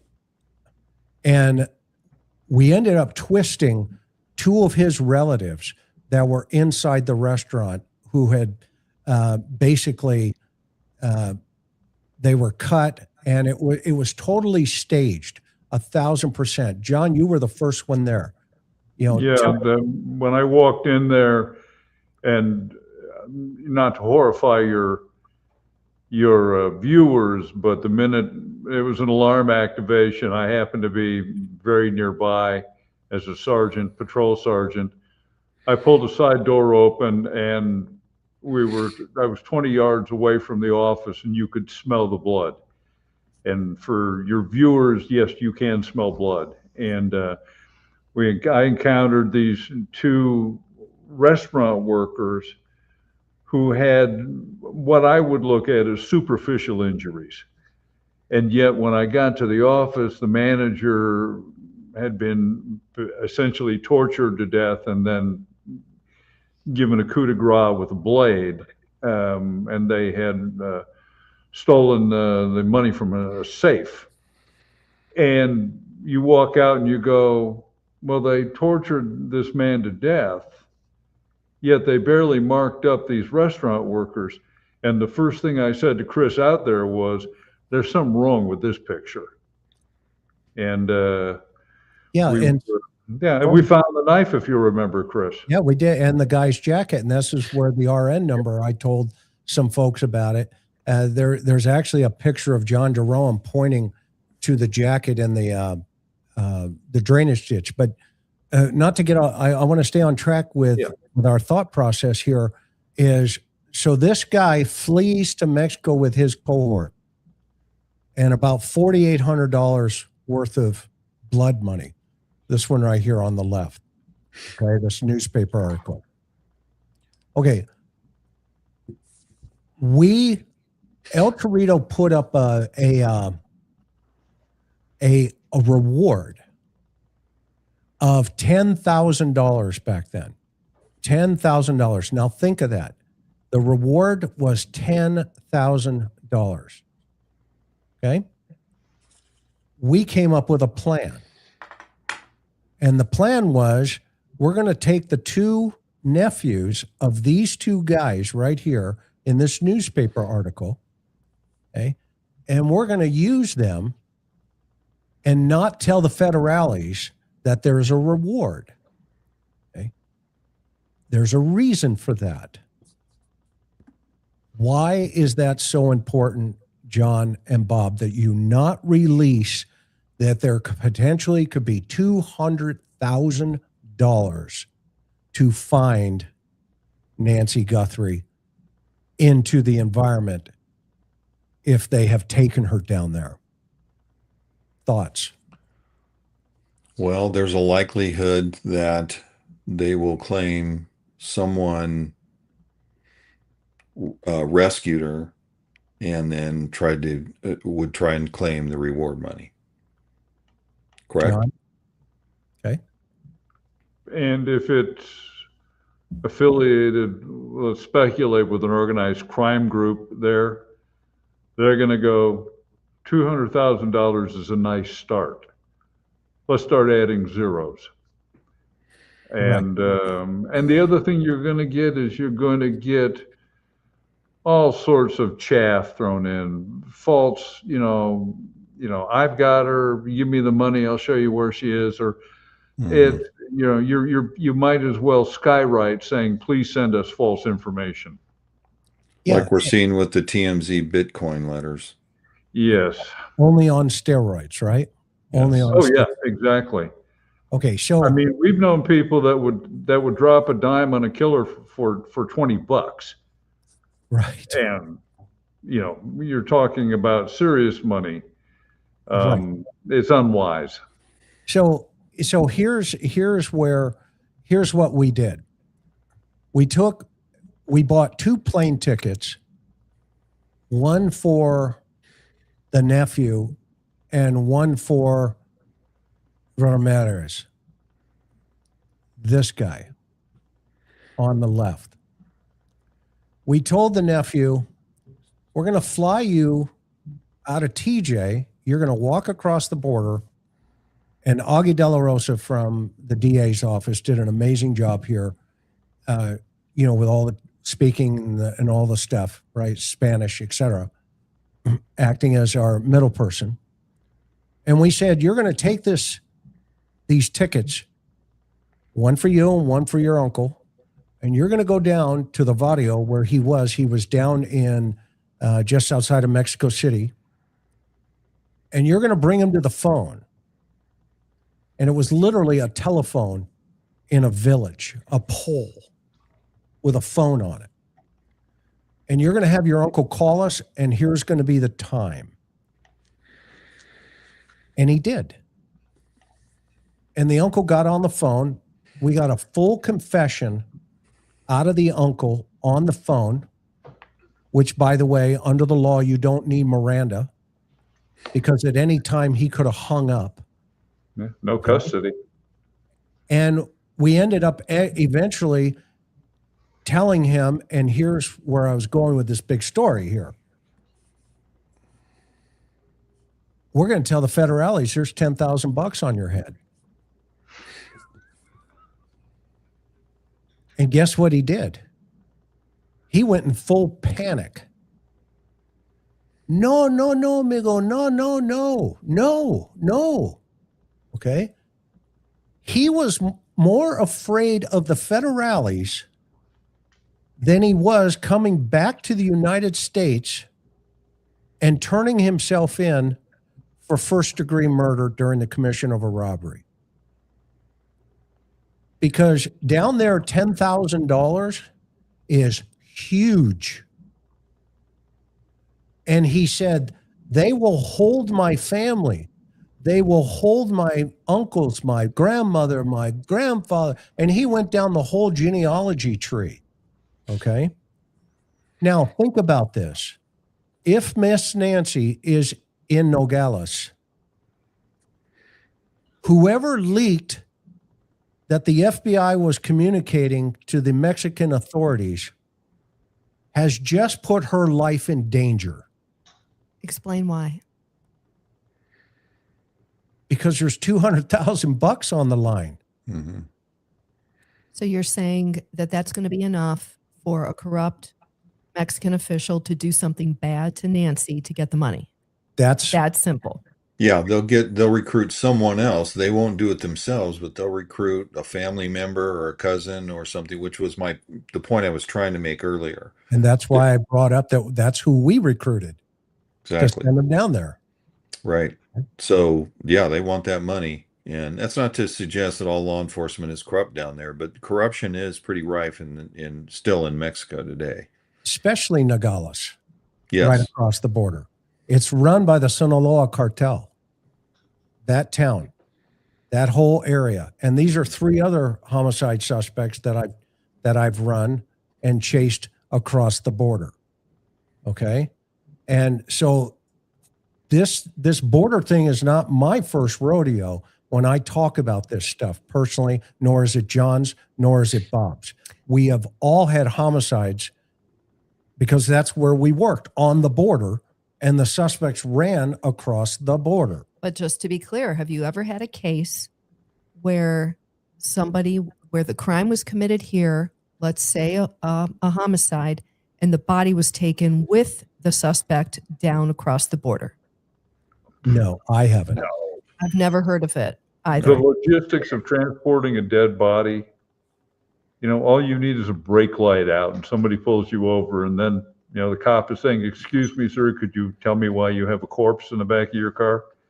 Well, especially, you know, and assuming she's still alive, someone in Nancy's condition would not be easy to transport to Mexico or anywhere else for that matter, of any great distance. That is, when has mobility issues, has all these medical issues. If she doesn't have her hearing aid, she can't hear very well. So that's just a problem, and I just don't see anyone abducting a woman like Nancy, and whether that's taking them across the border or elsewhere. I just don't see that. Can you think of a single instance in all the years we worked in San Diego County where there was a kidnapping that the person was taken across the border into Mexico? Can you think of a single one and held for ransom? No. I cannot. Now, I'm not, remember, this is the guy that sometimes forgets where he parks, but I can remember that era pretty clearly. And why would you do that? Why would you go through the scrutiny of crossing an international border? And why would you complicate the issue of delivering ransom money, even if it's Bitcoin? It's an unnecessary complication. Now, I can see conceivably if your offenders, your abductors were morons and they wanted to create this very complicated plan, imagining that they would show that they were master criminals, or, you know, Wile E. Coyote from the old Warner Brothers cartoons. It just doesn't make sense to me that she's in Nogales. Why? Why would you do it? Yeah, to your point, she now becomes a maintenance issue. You know, there's all of this, you know. Now, we've had many, I think we can all agree that we've had many cases where the suspect has committed the act here in the United States and then fled. Yeah, and fled to Mexico. Sure. Those are a dime a dozen. Yeah, much more logical in this thing. But I think, you know, that was a roundabout way of getting to this idea of, you know, the authorities putting out into the environment through a source that they're now focusing potentially in Mexico. That was so dangerous in my thought process, because, you know, let's just hypothesize that is the case. She's sitting somewhere in probably a dismal circumstances, and now everybody in Mexico is going $200,000 for the gringo. Okay, where is this lady? Let's find her. Okay, not to find her. Okay, but to Bob's point, okay, there is no Miranda, there is no Constitution, and you know, I can tell you cases where we've actually gone across the border, you know, and talked to the authorities down there in certain places, and you'd have a suspect there, and the authorities would say, "You want to talk to him?" And you go, "Yeah, I sure would." Okay, and you sit down, you talk to him, and this guy says nothing. And then they say, "Can you guys give us 10 minutes? And you walk out, right? And you know what I'm saying, John? Oh, he wants to talk to you now. Well, he's changed his mind. He's changed his mind. Well, you know, whoa. No. Okay, let's get out of it. We're back over on the U.S. side again. Okay, and it's one of these things where you go, holy crap. And then you're reminded rather rapidly that there is no Fourth Amendment. There is no Fifth Amendment. There is no Sixth Amendment. You know, for that matter, there's no such thing as Miranda versus Arizona. It doesn't exist. They have their own rules down there. And when you have somebody on the federal side who is a source to a news agency saying we're shifting our focus. Okay. Dude, you need to wake up and smell the coffee. I don't know if they're shifting their focus necessarily, but I think the wording was the FBI's reached out to authorities in Mexico regarding the investigation, and it was presented like that's new here on day 19 of this case. Well, they would have done that, right, Bob? Go ahead. Say it. Yeah, I was just going to say, we were talking before we came on air here, and I would find it hard to believe if they didn't do this in the first day or so. The first 24 hours of this case, they had to have done that. So, you know, to hear it today and the media, of course, running like banshees with it just makes no sense to me. To me, it doesn't really matter at this point. It's not a viable talking point right now, unless they have some credible evidence that she was seen or that she had crossed the border somehow, or some other evidence or reasonable information that she is down there. It strikes me as grasping at straws. She's reading the chat. I'm trying to read chat. That's Karen giving him the fish eye. That's what we call that, the fish eye. Karen's giving me she bumps me every once in a while. But, right? Non-verbal communication going on here. Yeah, I mean, I think, you know, right? She's 84. And this is, if there's ever a time to keep your mouth shut, these sources, whoever they are, now's the time. Now is the time, you know, because you can't put this woman's life in jeopardy without the totality of without understanding the totality of when you say to a reporter today how fast it turns. I mean, honey, I didn't talk to you for how long? 1 year. When I was a reporter, Chris had all the big cases and I was covering crime, obviously. And I would call him and try to, you know, get more information on murder cases that information wasn't coming out on. And he never called me back. This went on for well over a year. Ever. And finally, Barry came to me, John. He says, you know this reporter, Smith? That's her maiden name. I said, yeah, she's a pain in the butt. Okay. And he goes, yeah, now she's my pain in the butt. You know, she's been calling you? And I said, yeah. And I've deleted all of her messages. He said, would you call her one time? I said, no. Literally, he said. That sounds like our glorious leader. Right. He's like, call her. I said, okay. So I called her. Okay. And I thought he was going to be the biggest jerk because I had to rat him out to get that phone call. She did rat me out. She got me in trouble. I had to complain about him. Yeah. But when he called, he was actually a really nice guy. Yeah. So it was a whole year. I didn't talk to the media. I didn't like the media. I know certain people did, and I know who all the sources were because I've been married to her almost 30 years now. So I know who all the players were. Okay. But as you know, leaks are often indicative of investigators being dissatisfied with how the case is being run at a management level. Yeah. And piece from Denise. Thank you so much. That's if they're a U.S. citizen, not a Mexican national. They won't extradite them back unless you have an Article 4 play. Okay. We don't have.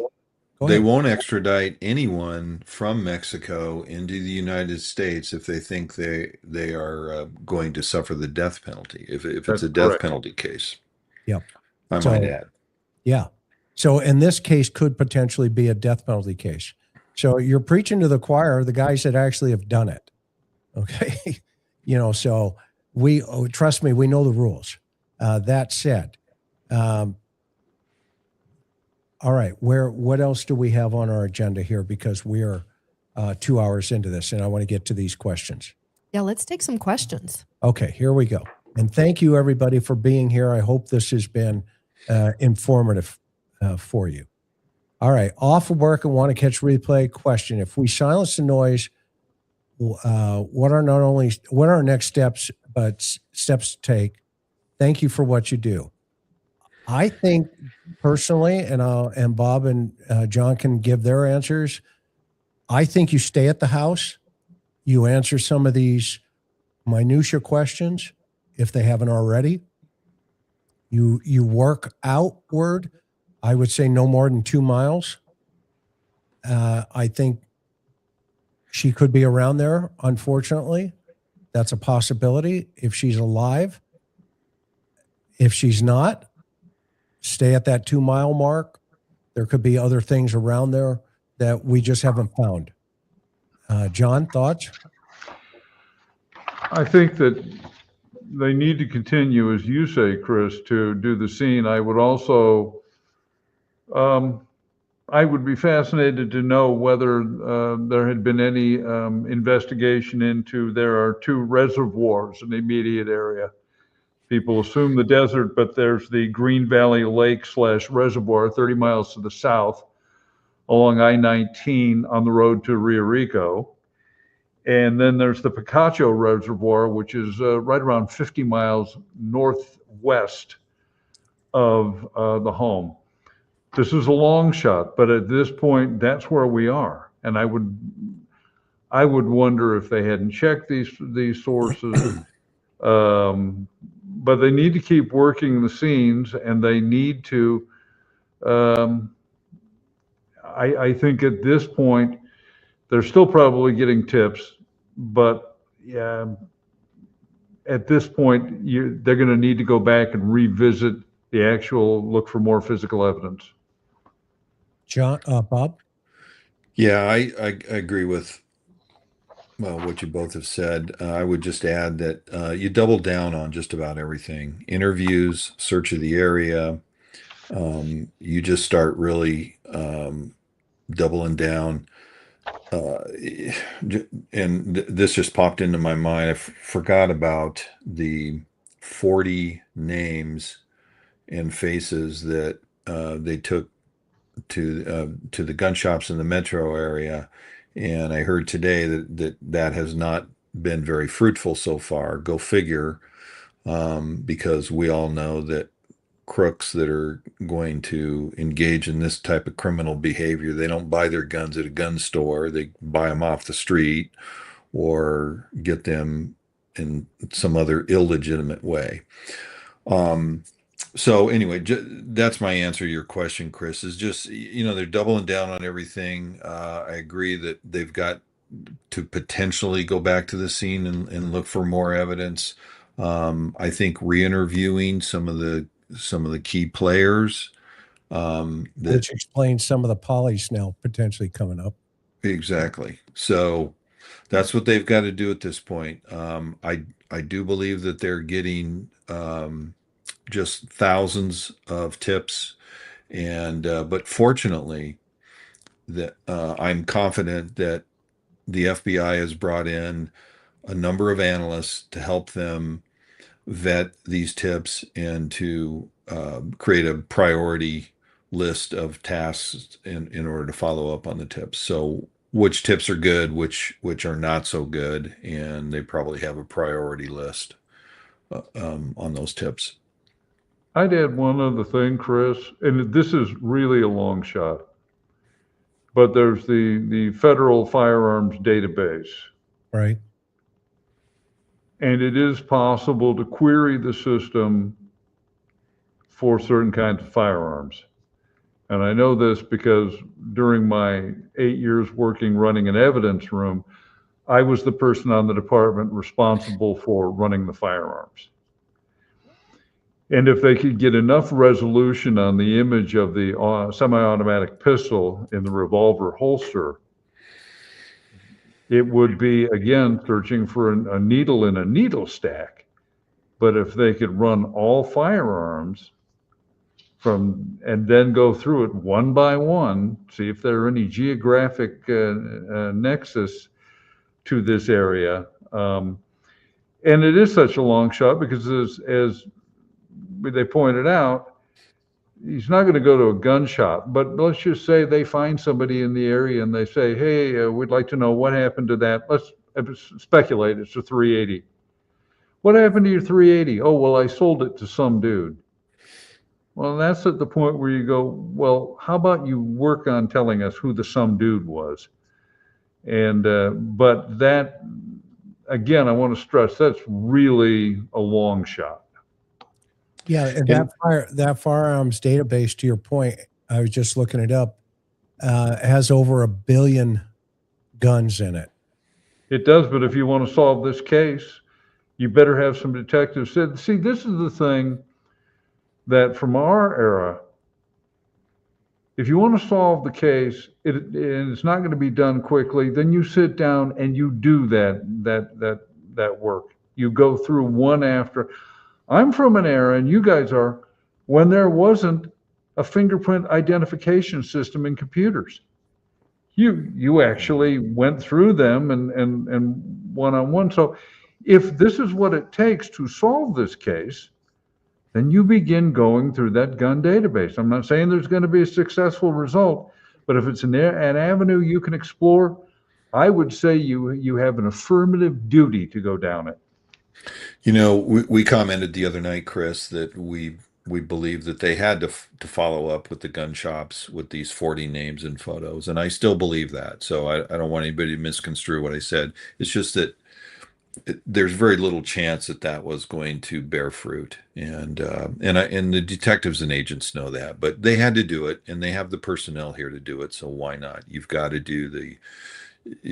get out there and beat the pavement and do the work. And sometimes you get lucky, I think is what John's point was. And we do get lucky on this job occasionally. And but you can't get lucky unless you're trying. Yeah, that's right. Exactly right. Very good point. Yep. And so this is more of a comment. Thank you, Michael. He's removed his guys. We heard that the other day. Yeah. Wow. Go listen to Nathaniel's band, NAJ band. He's a guitar player. I can't tell if that's a Les Paul or what do you have in your hand there, buddy? No, there is no CODIS in Mexico. They're not connected to our system either. Heart rate spiked at a moment of attack. Data is recorded on our phone, transmitted with doctor with stamps. Also state of Nancy's heart, time of connect. Great. Disconnect. Go ahead, hon. No, disconnect. Disconnect. Yeah. He's saying the doctor's going to know when the pacemaker disconnected. Yep. Great comment. Thank you, Mike. To the San Diegans, remember Fat Leonard? How did that happen? Or the golf cart crash into the bowling alley in Coronado? Or Tank Man. Unknown to this unit. Tank Man. I love those guys. Connie, can you read that one? I can't see it. Why do the cameras show a light color backpack but dark gloves, and law enforcement says backpack is black? It's mostly from the lens. The infrared camera shows a distorted color, or no color, actually. I'm going to read that one. Silent majority. Love that. A lion. Go. I believe the perp is living with mommy who is wealthy. Perp's clothing, pants, shoes are pricey online. Look into online dare gangs such as 764. Okay. Thank you, Joe. Dare games. Drug abuse resistance education. I'll look them up. I saw those. What do you think about the Ozark logo not showing in video that we've seen? Sorry if I missed it already. Is it off other videos that they have, you think? It could be a lighting situation. Yeah, they know that's the actual backpack. I think everyone's confident in that.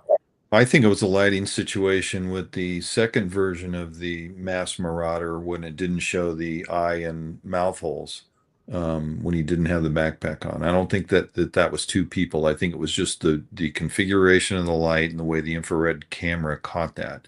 I'm no expert. I could be wrong, but that's my thought on that. What about the gun, though, in the front?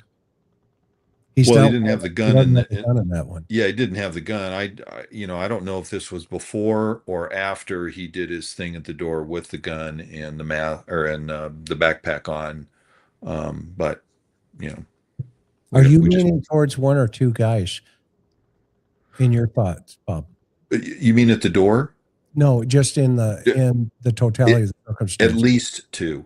I Okay. think there's a conspiracy of probably 2 to maybe even 5 people that are involved in this. Got it. Got it. John, where are you leaning?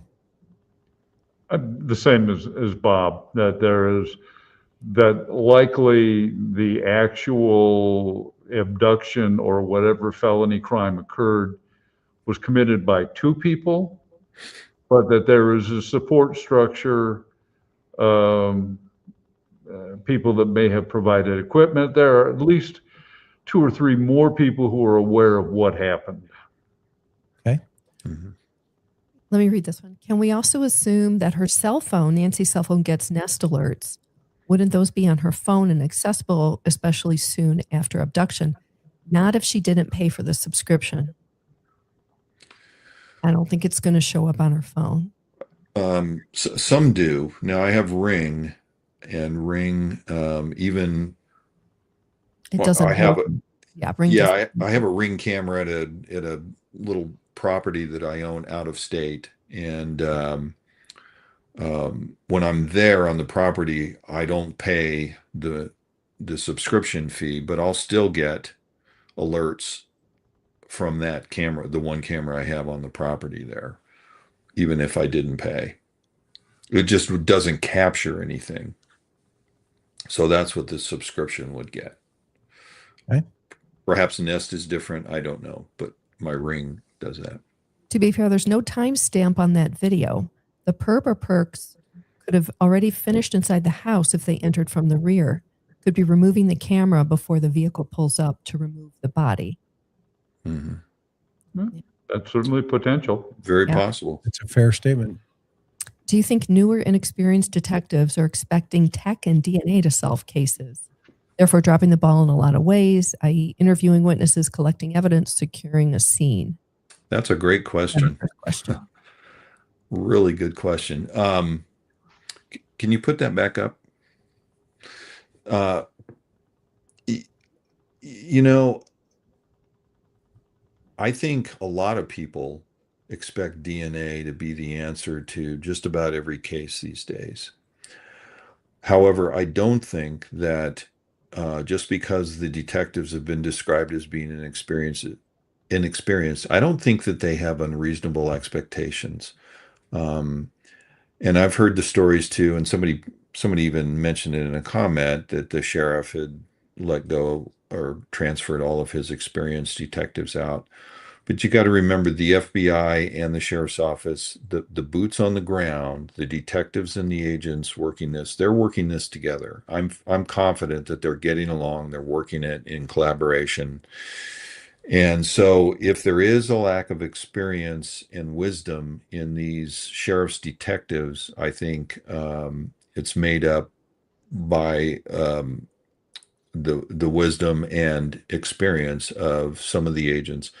And I also don't believe that every detective was transferred out of homicide when the sheriff made the move. I think there are some, and I know they don't have a lot of detectives in homicide, but I think that they left 1 or 2. I don't think it was all of the detectives. I think the sheriff had a problem with several of them, and he transferred them, but it wasn't all of them. So there's still a lot of experience there. Whether they dropped the ball, you know, I think we can safely say that they dropped the ball in a number of ways. Releasing the scene too quickly, not taking that doormat. But that call may not have been made by the detectives, the case agents. That was most likely made by a higher up, probably a lieutenant or even higher than that. So I don't think it was the detectives that did that. Well, I'm sorry, go ahead. This is that, for instance, we don't know for a fact that whichever deputies they might have moved for however many of the homicide detectives, and we don't know this for a fact. But even if we agree that some detectives were transferred out, when I was transferred into homicide, I was an experienced patrol officer. I was a CSI. And so I was able to walk into that job, as were most of the people that went in, knowing the fundamentals, because we had actually been investigating with the detectives at the scene. So there might not have been this sort of presumed reduction in efficiency. So I don't know. I do know this, that my experience has been is that at times there can be an over-reliance on tech, or when you need to go out and pound on doors, you need to, which is what they're doing. And I'm extremely pleased to see that. You pound on doors, you look for, I would set up, if I was in charge of this and we've done this, we would set up a roadblock at the same time like a murder occurred and just stop people that came by. And just, not that we were detaining them, but hey, do you ever come by here? Do you? And it seldom turned up leads, but that's what you've got to be willing to do. And I'll add something else.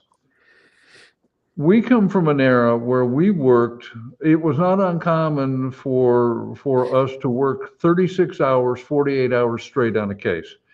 Crash at your desk for maybe 90 minutes, take a nap, and go right back to work, because that's how you're going to solve the case.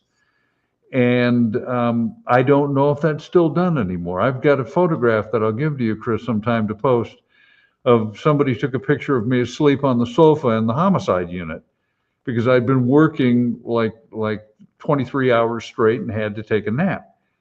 That's how these cases need to be worked.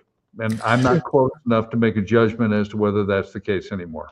Well, to your point, John, hang on just for 1 second. At the first or second press conference, Sheriff Nanos made a point of saying the homicide team, they've been going around, they're exhausted, he hasn't slept. That's a given. I hate to say it. Welcome to homicide. Okay. Even reporters know that the cases they're covering by the investigators who are working it are going. Chris, I think you've gone 3 days, so at least, without sleep. I hear that, and I go, let me offer you a Kleenex. Yeah, I mean, why are we pointing this? Why is this a discussion point at a press conference about a missing woman where every second counts? It's like you would have never heard that 10, 20 years ago at a press conference. Yeah, I totally agree. And to John's point, I'll just reiterate what John said a little bit. We'd catch a murder, and in all the places that I worked, you catch a murder and you're running 100 miles an hour until you get to a point where you can take a break. And sometimes you're running 24, 36 hours. And just like John, you're going to take a nap at your desk.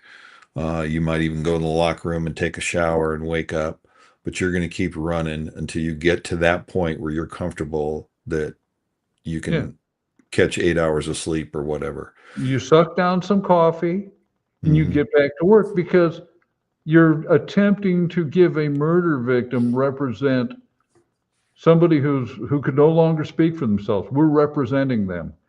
And as far as I'm concerned, maybe hostage negotiation requires the same level of commitment to duty. When I first made the crimes of violence unit, the homicide unit, I was told in no uncertain terms, unless you're prepared to give 100% every time you're out there, for as long as we need you, go someplace else.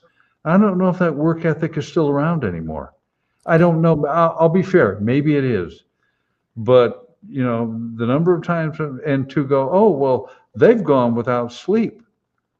Well, God love them, Okay, let's move on. You're okay.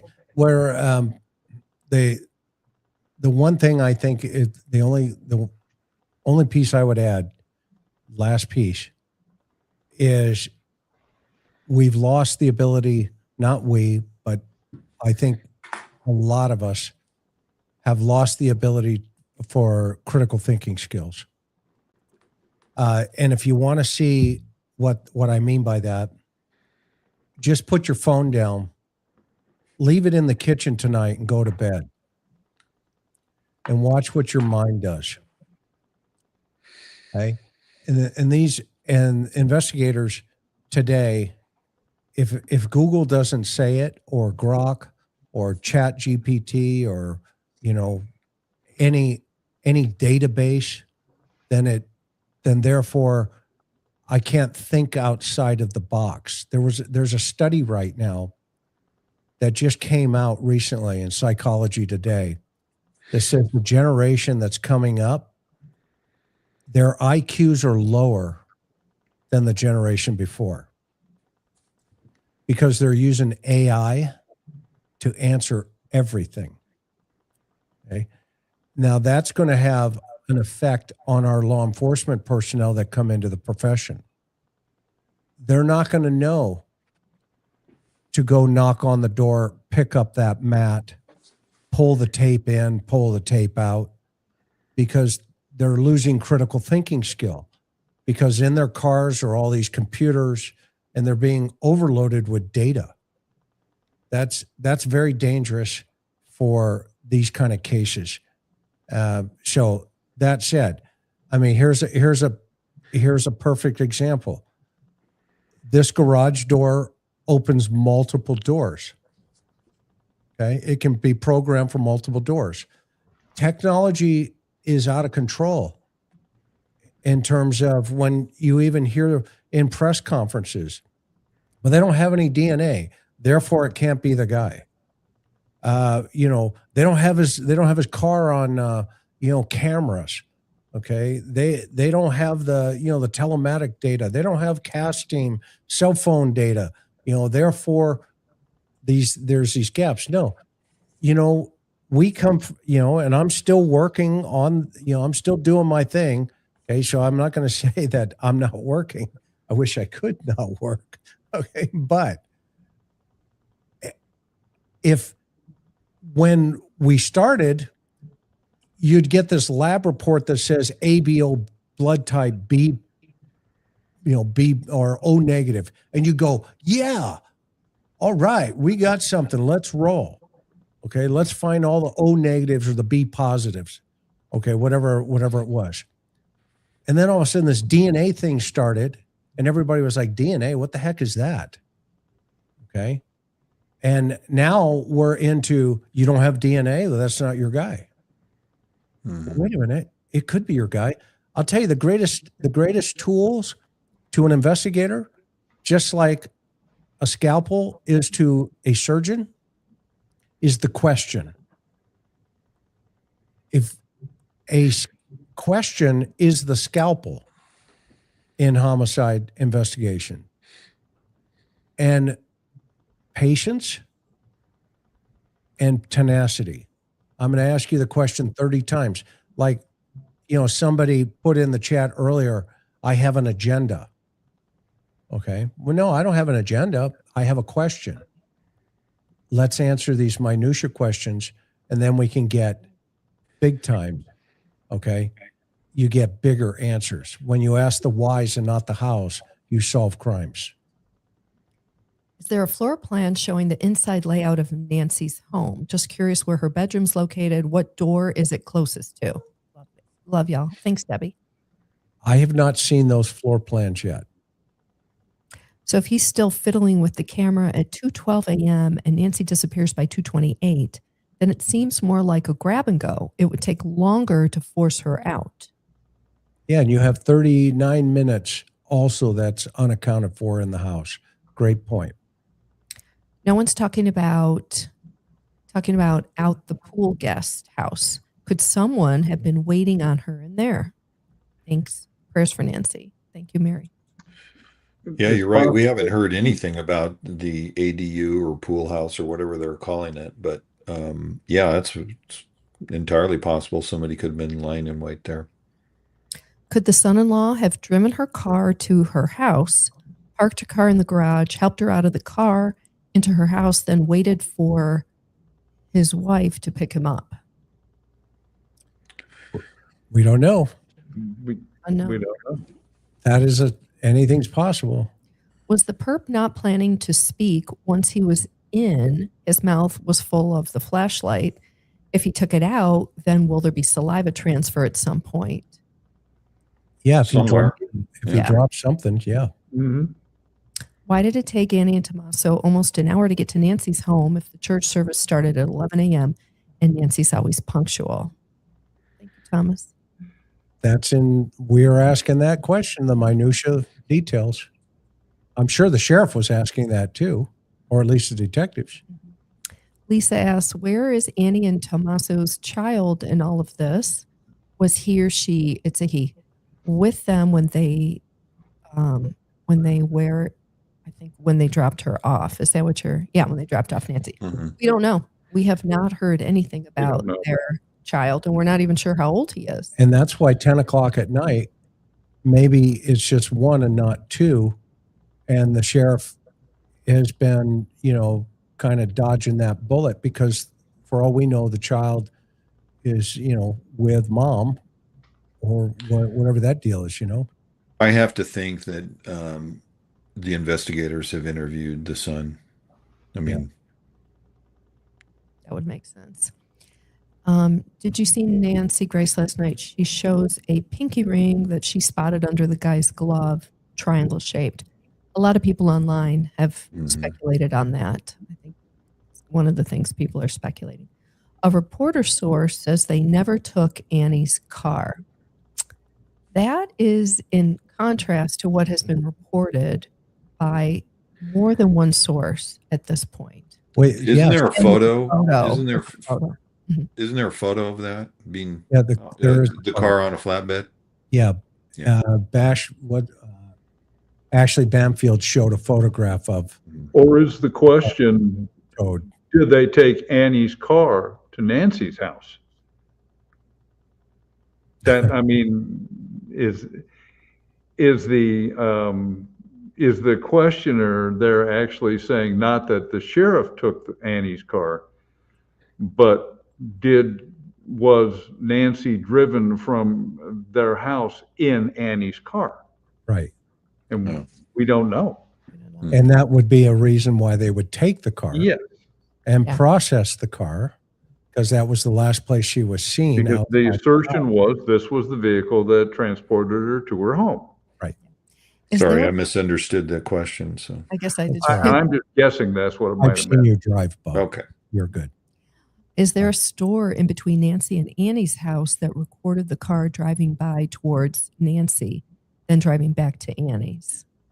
That's a good question. Like, a gas station or something. Yeah, that might have video. I'm sure that they've scoured that if there is such a store there. I'm sure they got the video from it. When a crime is from within, so long unsolved, it's nearly immaculate, wouldn't be solved. 40-year expert opinion. Thank you. Not sure I understand that question. Won't be solved. Right. If it's an inside job and it's taken this long to get to this point, with our experience level, do we think it's going to be solved? I think in today's technology, there's a higher probability they could get to it. Reminds me of Charles Manson type stuff. I disagree. Thanks, Larry. Love your mask though. Is it true that guy who owns the Range Rover is the BF of one of the daughters in the family? We've heard that guy, he's had fentanyl problems and all that stuff. Is there a drug angle there and there's a money angle? Interesting angle to put him in the same category as the knucklehead in LA. Just move them over there. But don't take them off the plate. Elizabeth asks, why go public with sniffer information? Wouldn't that encourage perps to find workarounds and stay offline? Seems counterproductive for the case. Yeah, it's unfortunate that they released that information. Now the press was going to speculate when they saw the helicopter, the airship, doing some slow movements around the area, but they can speculate all they want. To disclose that that's what they were doing, that's unfortunate. Yeah. Porchman was called because he was only taking camera down so man inside could bring out Nancy to the car. They called up when the camera was down. 3 people involved.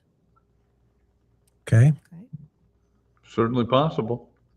Why not Annie instead of 84-year-old disabled Nancy? Nancy was a target to, not sure, to eliminate, maybe. Eliminate. I'm thinking that probably Dr. Gary has addressed that he views her as potentially being an obstacle, and Annie he wouldn't have been viewed as an obstacle. Bogey Green Street, it says, if he smashed other cameras, can he be sentenced on those cameras as well? I think that's a typo. Seen maybe on those. Yes. Can he be seen on those cameras? Yeah, it could be. Yeah. Absolutely. Aren't we still waiting for Google's continual deep dive on retrieving what these cameras could yield? Karen is brilliant. I agree with you. And so are your guys. Thank you. She adds beauty to the show. Thanks, guys. And I totally agree with you. Thank you. YouTube is stupid stuff. And you know what? Karen doesn't tell long-winded war stories like the three of us do. I certainly did tonight.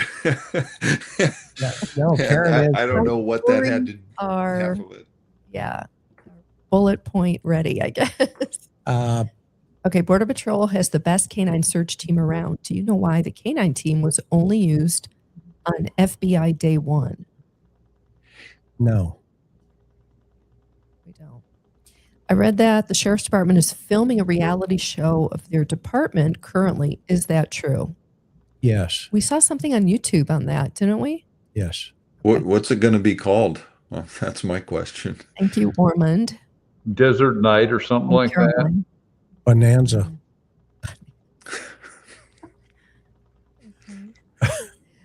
The doormat is still there. Shouldn't have that been bagged? Did a detective even look under it? I have no idea, but it seems like it might have DNA on it. United States Dale. United States Dale. Yes, we agree. Boom, we all pow, agree. zoink. Because we saw the perp standing on that thing. Debbie, thinking outside the box, but what about storage units? Has anyone checked on this? I find it hard to believe she's in Mexico or far from home. We agree with you, Debbie. 1818. Good point. And I'm assuming they have, they're flushing those things down. That's where the FBI comes in handy. You say, hey, here's 40 names. Go to all the gun stores. It's a 70s. This for Chris, the guitar, 72 Gibson. Boom. ES 335 custom. He asked, do we know the timeline when the stepson arrived at Nancy's house to drop her off? I think you mean the son-in-law, to drop her off and when he left. Nice. Do we know the I timeline? love the guitar. I got a Martin I got a Martin over here, right behind me. Do we know the time? Okay, you already answered that. No, we've discussed that, which is we just have an idea when the garage door was open. Listen to his music. Love that guy. Please mention the names of the woman who developed the DNA analysis of rocks. Francine Bardole. Thank you, One Big Doodle. It's Francine Bardole, common spelling. You can look her up. She's a member of the Cold Case Foundation. You can read about her bio and her work. Yep. She's awesome. And if this thing turns into a little bit further DNA, I'll get her on the show and we'll talk DNA. Bondi says, look closely. You'll see that the backpack zipper is not closed all the way on the top lock. On the top, look closely. Oh, there we go. It's not. Okay. So it just repeated. So she's saying the zipper portion's not all closed. Yeah, because he had so much stuffed in there, probably. Yeah. And the sheriff, do you think he might have checked for any dash cams that were inside the vehicle that brought Nancy home? And the sheriff, okay, these are all repeated. It's probably a glitch somewhere. Do we think that? We hope. We don't know. We don't know if there's a dash line cam. of inquiry, yeah. I mean, if there is, you would hope they grabbed it. The SIM card in there. Thank you for your kindness. Yeah, thank you, Bondi. You're very, very, very generous. Jennifer, Karen, was the tank man the guy who drove the tank on the 805? Remember that guy? Remember that. In San Diego. That was crazy, wasn't that, Jennifer? So yeah, you're trying to find the IRS office. So people who don't, okay, I'm doing this just off the top of my head. This thing happened 30 years ago. Okay, here's your war story. He's on the 163. and he hit the center median. Well, wait a minute. He first stole it from the Armory. armory. National Guard Armory was an M60 He got tank. in there and he drove it off the lot. Then he took it on the freeway in Southern California. And the whole thing was captured by media helicopter, obviously sheriff's helicopters, but this whole thing was televised for what seemed Remember like when he hit hours. the motorhome in the neighborhood? That's not Disintegrated it. Yeah. That was awesome. It's not funny. I don't know even why I'm laughing, but I was in the newsroom and we were all glued to the TV watching this coverage. Like, how is this happening? And then they put out the spike strip, right?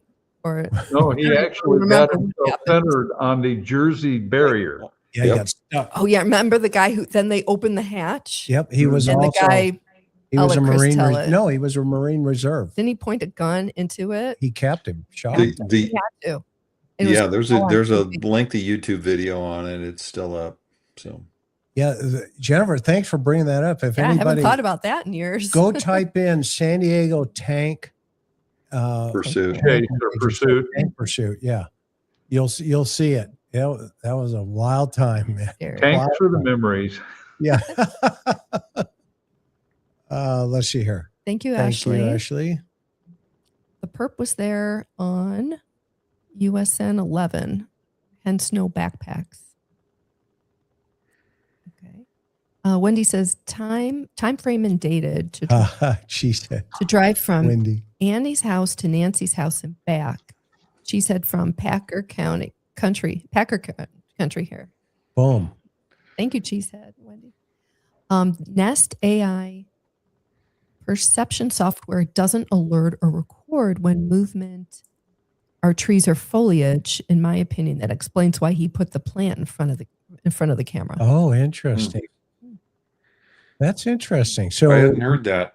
Yeah. no, so he was trying to pull a get smart and kind of trick the camera. Nice. Thank you. Can a pacemaker be crowdsourced via Bluetooth pings from the public's phones if you have a device ID? Or is pacemaker Bluetooth too short of a range secured to detect? I've heard it has a shorter range, but I don't know. I don't know for certain. Yeah. I don't know. Like 800 feet is the maximum, but again, that's not confirmed. That's an That's a good interesting question. point, though. Yeah. Could the masked man have been so calm because he knew Nancy was already deceased inside her home? Perhaps he was paid to dispose of her remains, and this is the reason why he took so long. From Steph. Yeah. The guy doesn't impress me as being a professional. Now, he may have not been. I mean, we've argued that perhaps he was even slightly self-medicated because, not every night you go out and take part in an abduction. But clearly, whatever he has in his backpack, and it certainly looks to me like it's a tarp, I think we could safely speculate that he is going to play some role in disposal. Interesting. Jason asks, whoever's involved read Savannah Guthrie's book regarding the kidnapping game that they played as a family when her and her sister were very young. What are your thoughts?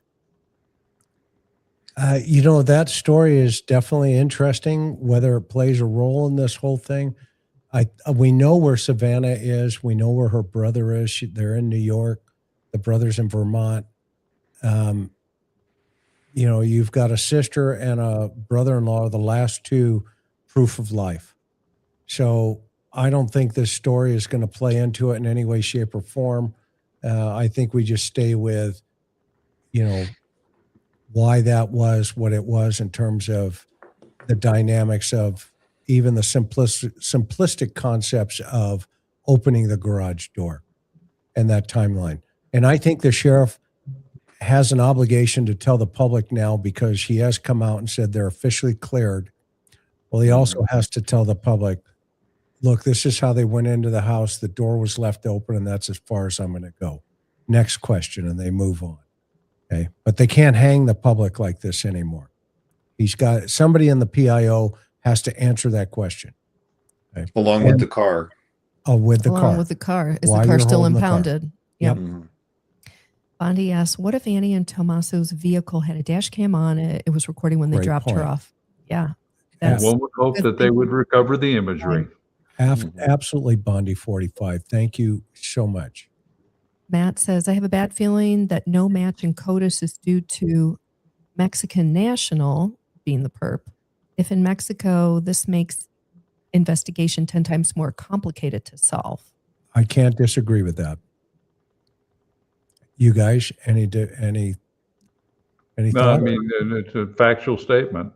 If one of the suspects is indeed not merely a Mexican national, but somebody from a foreign country, period.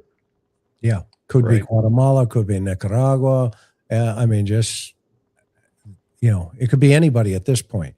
Yes. I'll tell you what, if it is, this country's going to go nuts, and I'm not going to go there, but as crazy as things are in today's world, well, I don't know what happened to the dog. We heard that Nancy had a dog and that it passed away in December. In December. Yeah, December is what they've said.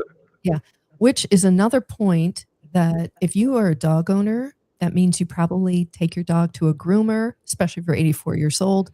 That's another retail spot in the community that Nancy would have had a relationship with people in a place that the media needs to go talk to the dog groomer. What's the dog's name? It's a little more color to paint this person's life at age 84. Anyway, they could have done it. They could Did still she go to the library? She's a reader. Yep. There are all sorts of that. There should be, and hopefully it's being done, any place that she had any sort of commercial or recreational contact with, they need to be digging there. Yeah. Breezy says, what's wild to me is the perp not being intelligent enough to realize he had a flashlight in his mouth and he was eventually going to have to take it out. So his saliva would be on his hands before going into the home. Yeah, that's a great point. Breeze Prono. Thank Breezy. you.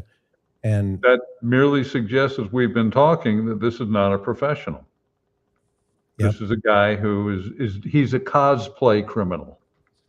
Yeah. Does the panel know if the area where Nancy's blood was found is visible in the released video? If yes, does anyone see the blood, or is it not visible as it would be expected? Thank you, Kate. I don't see it in the video. Yeah, we looked. We analyzed that. We didn't see it. At least Nope. I didn't see it. Yeah. Sharon says, my sister's camera receives announcements of her doorbell in my niece's apartment in Georgia. Wonder what 84-year-old Nancy and Annie had set up. No subscription needed. Sure, to have a family member also get the ring notification, or in this case, the Nest notification. Yeah, it's a good question. Yeah, our son gets our ring notifications up in school where he's at. It's a great point. Debbie says, it only took 11 seconds to open my old garage door. Thanks for running that check. Yeah. Yeah. So now we're down to one we'd minute, have to know 1 for minute sure and what their 49 garage door is. seconds to put her in the house, get her in the house. Yeah. Yeah. Great point. That's a good point. Tell you what is the cover up. Nancy was adopted to be traded either with El Chapo or Maduro. Letters are a distraction. Okay. Unlikely, but certainly thought-provoking. I'll give you one El Chapo for one 84-year-old grandmother. Patty says maybe Nancy Sounds left like a out deal. the front door into the Uber. Okay. Real Jackwagon. Google Maps has a vulnerability. Clicking on the left side of Nancy's roof lists her name. Was it there before the attack? Yeah, and there's a lot of spiking in the Google searches. We've seen all of that stuff. For somebody to, I don't know, to drive all that way, try to sneak up into that neighborhood, then take her and hold her for ransom.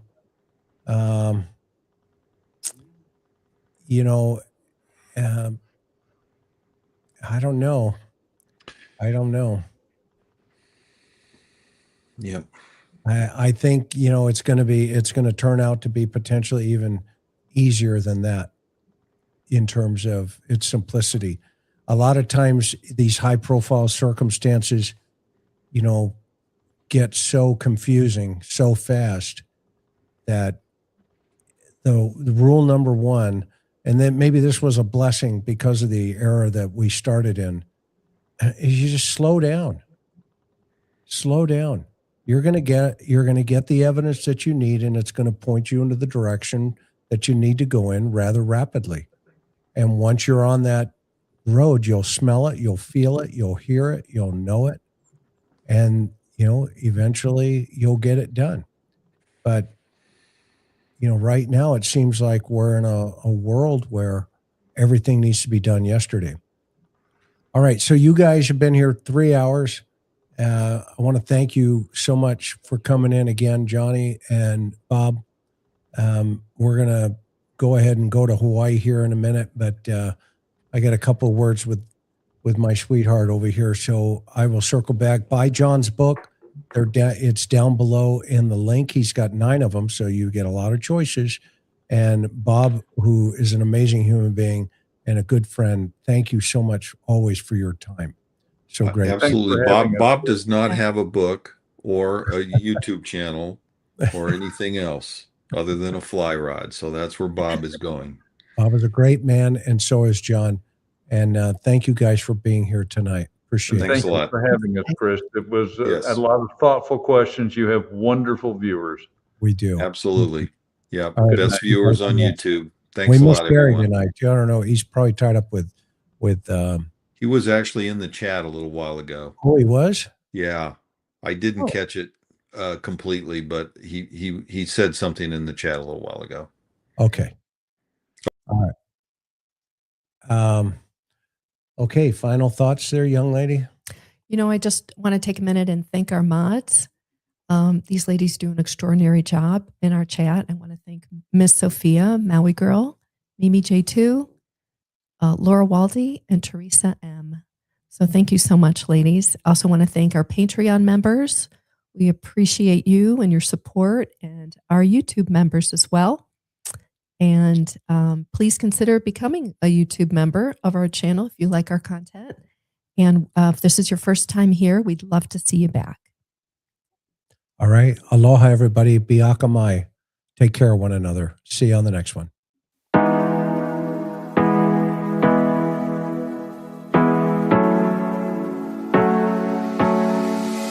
Hard working every day, I'm stressed out 24/7, babe. No timeouts, wish we could fly away. You and I go to our favorite place. Oh yeah, make special memories together. I'll be your company now and forever. I say we fly away, you and me, go to our favorite place. Feeling the sun on my face in Hawaii. With you, Hawaii. With you, Hawaii. With you, Hawaii. I need a summer breeze, some fresh air to put my mind at ease. No cares. You wanna come with me? Me and you go to our favorite tree. Are you ready now? We jump on a plane now. We're taking away. Yeah, we're taking away. Don't hesitate now. We're taking away. Yeah, we're taking away. We'll never come down. We're going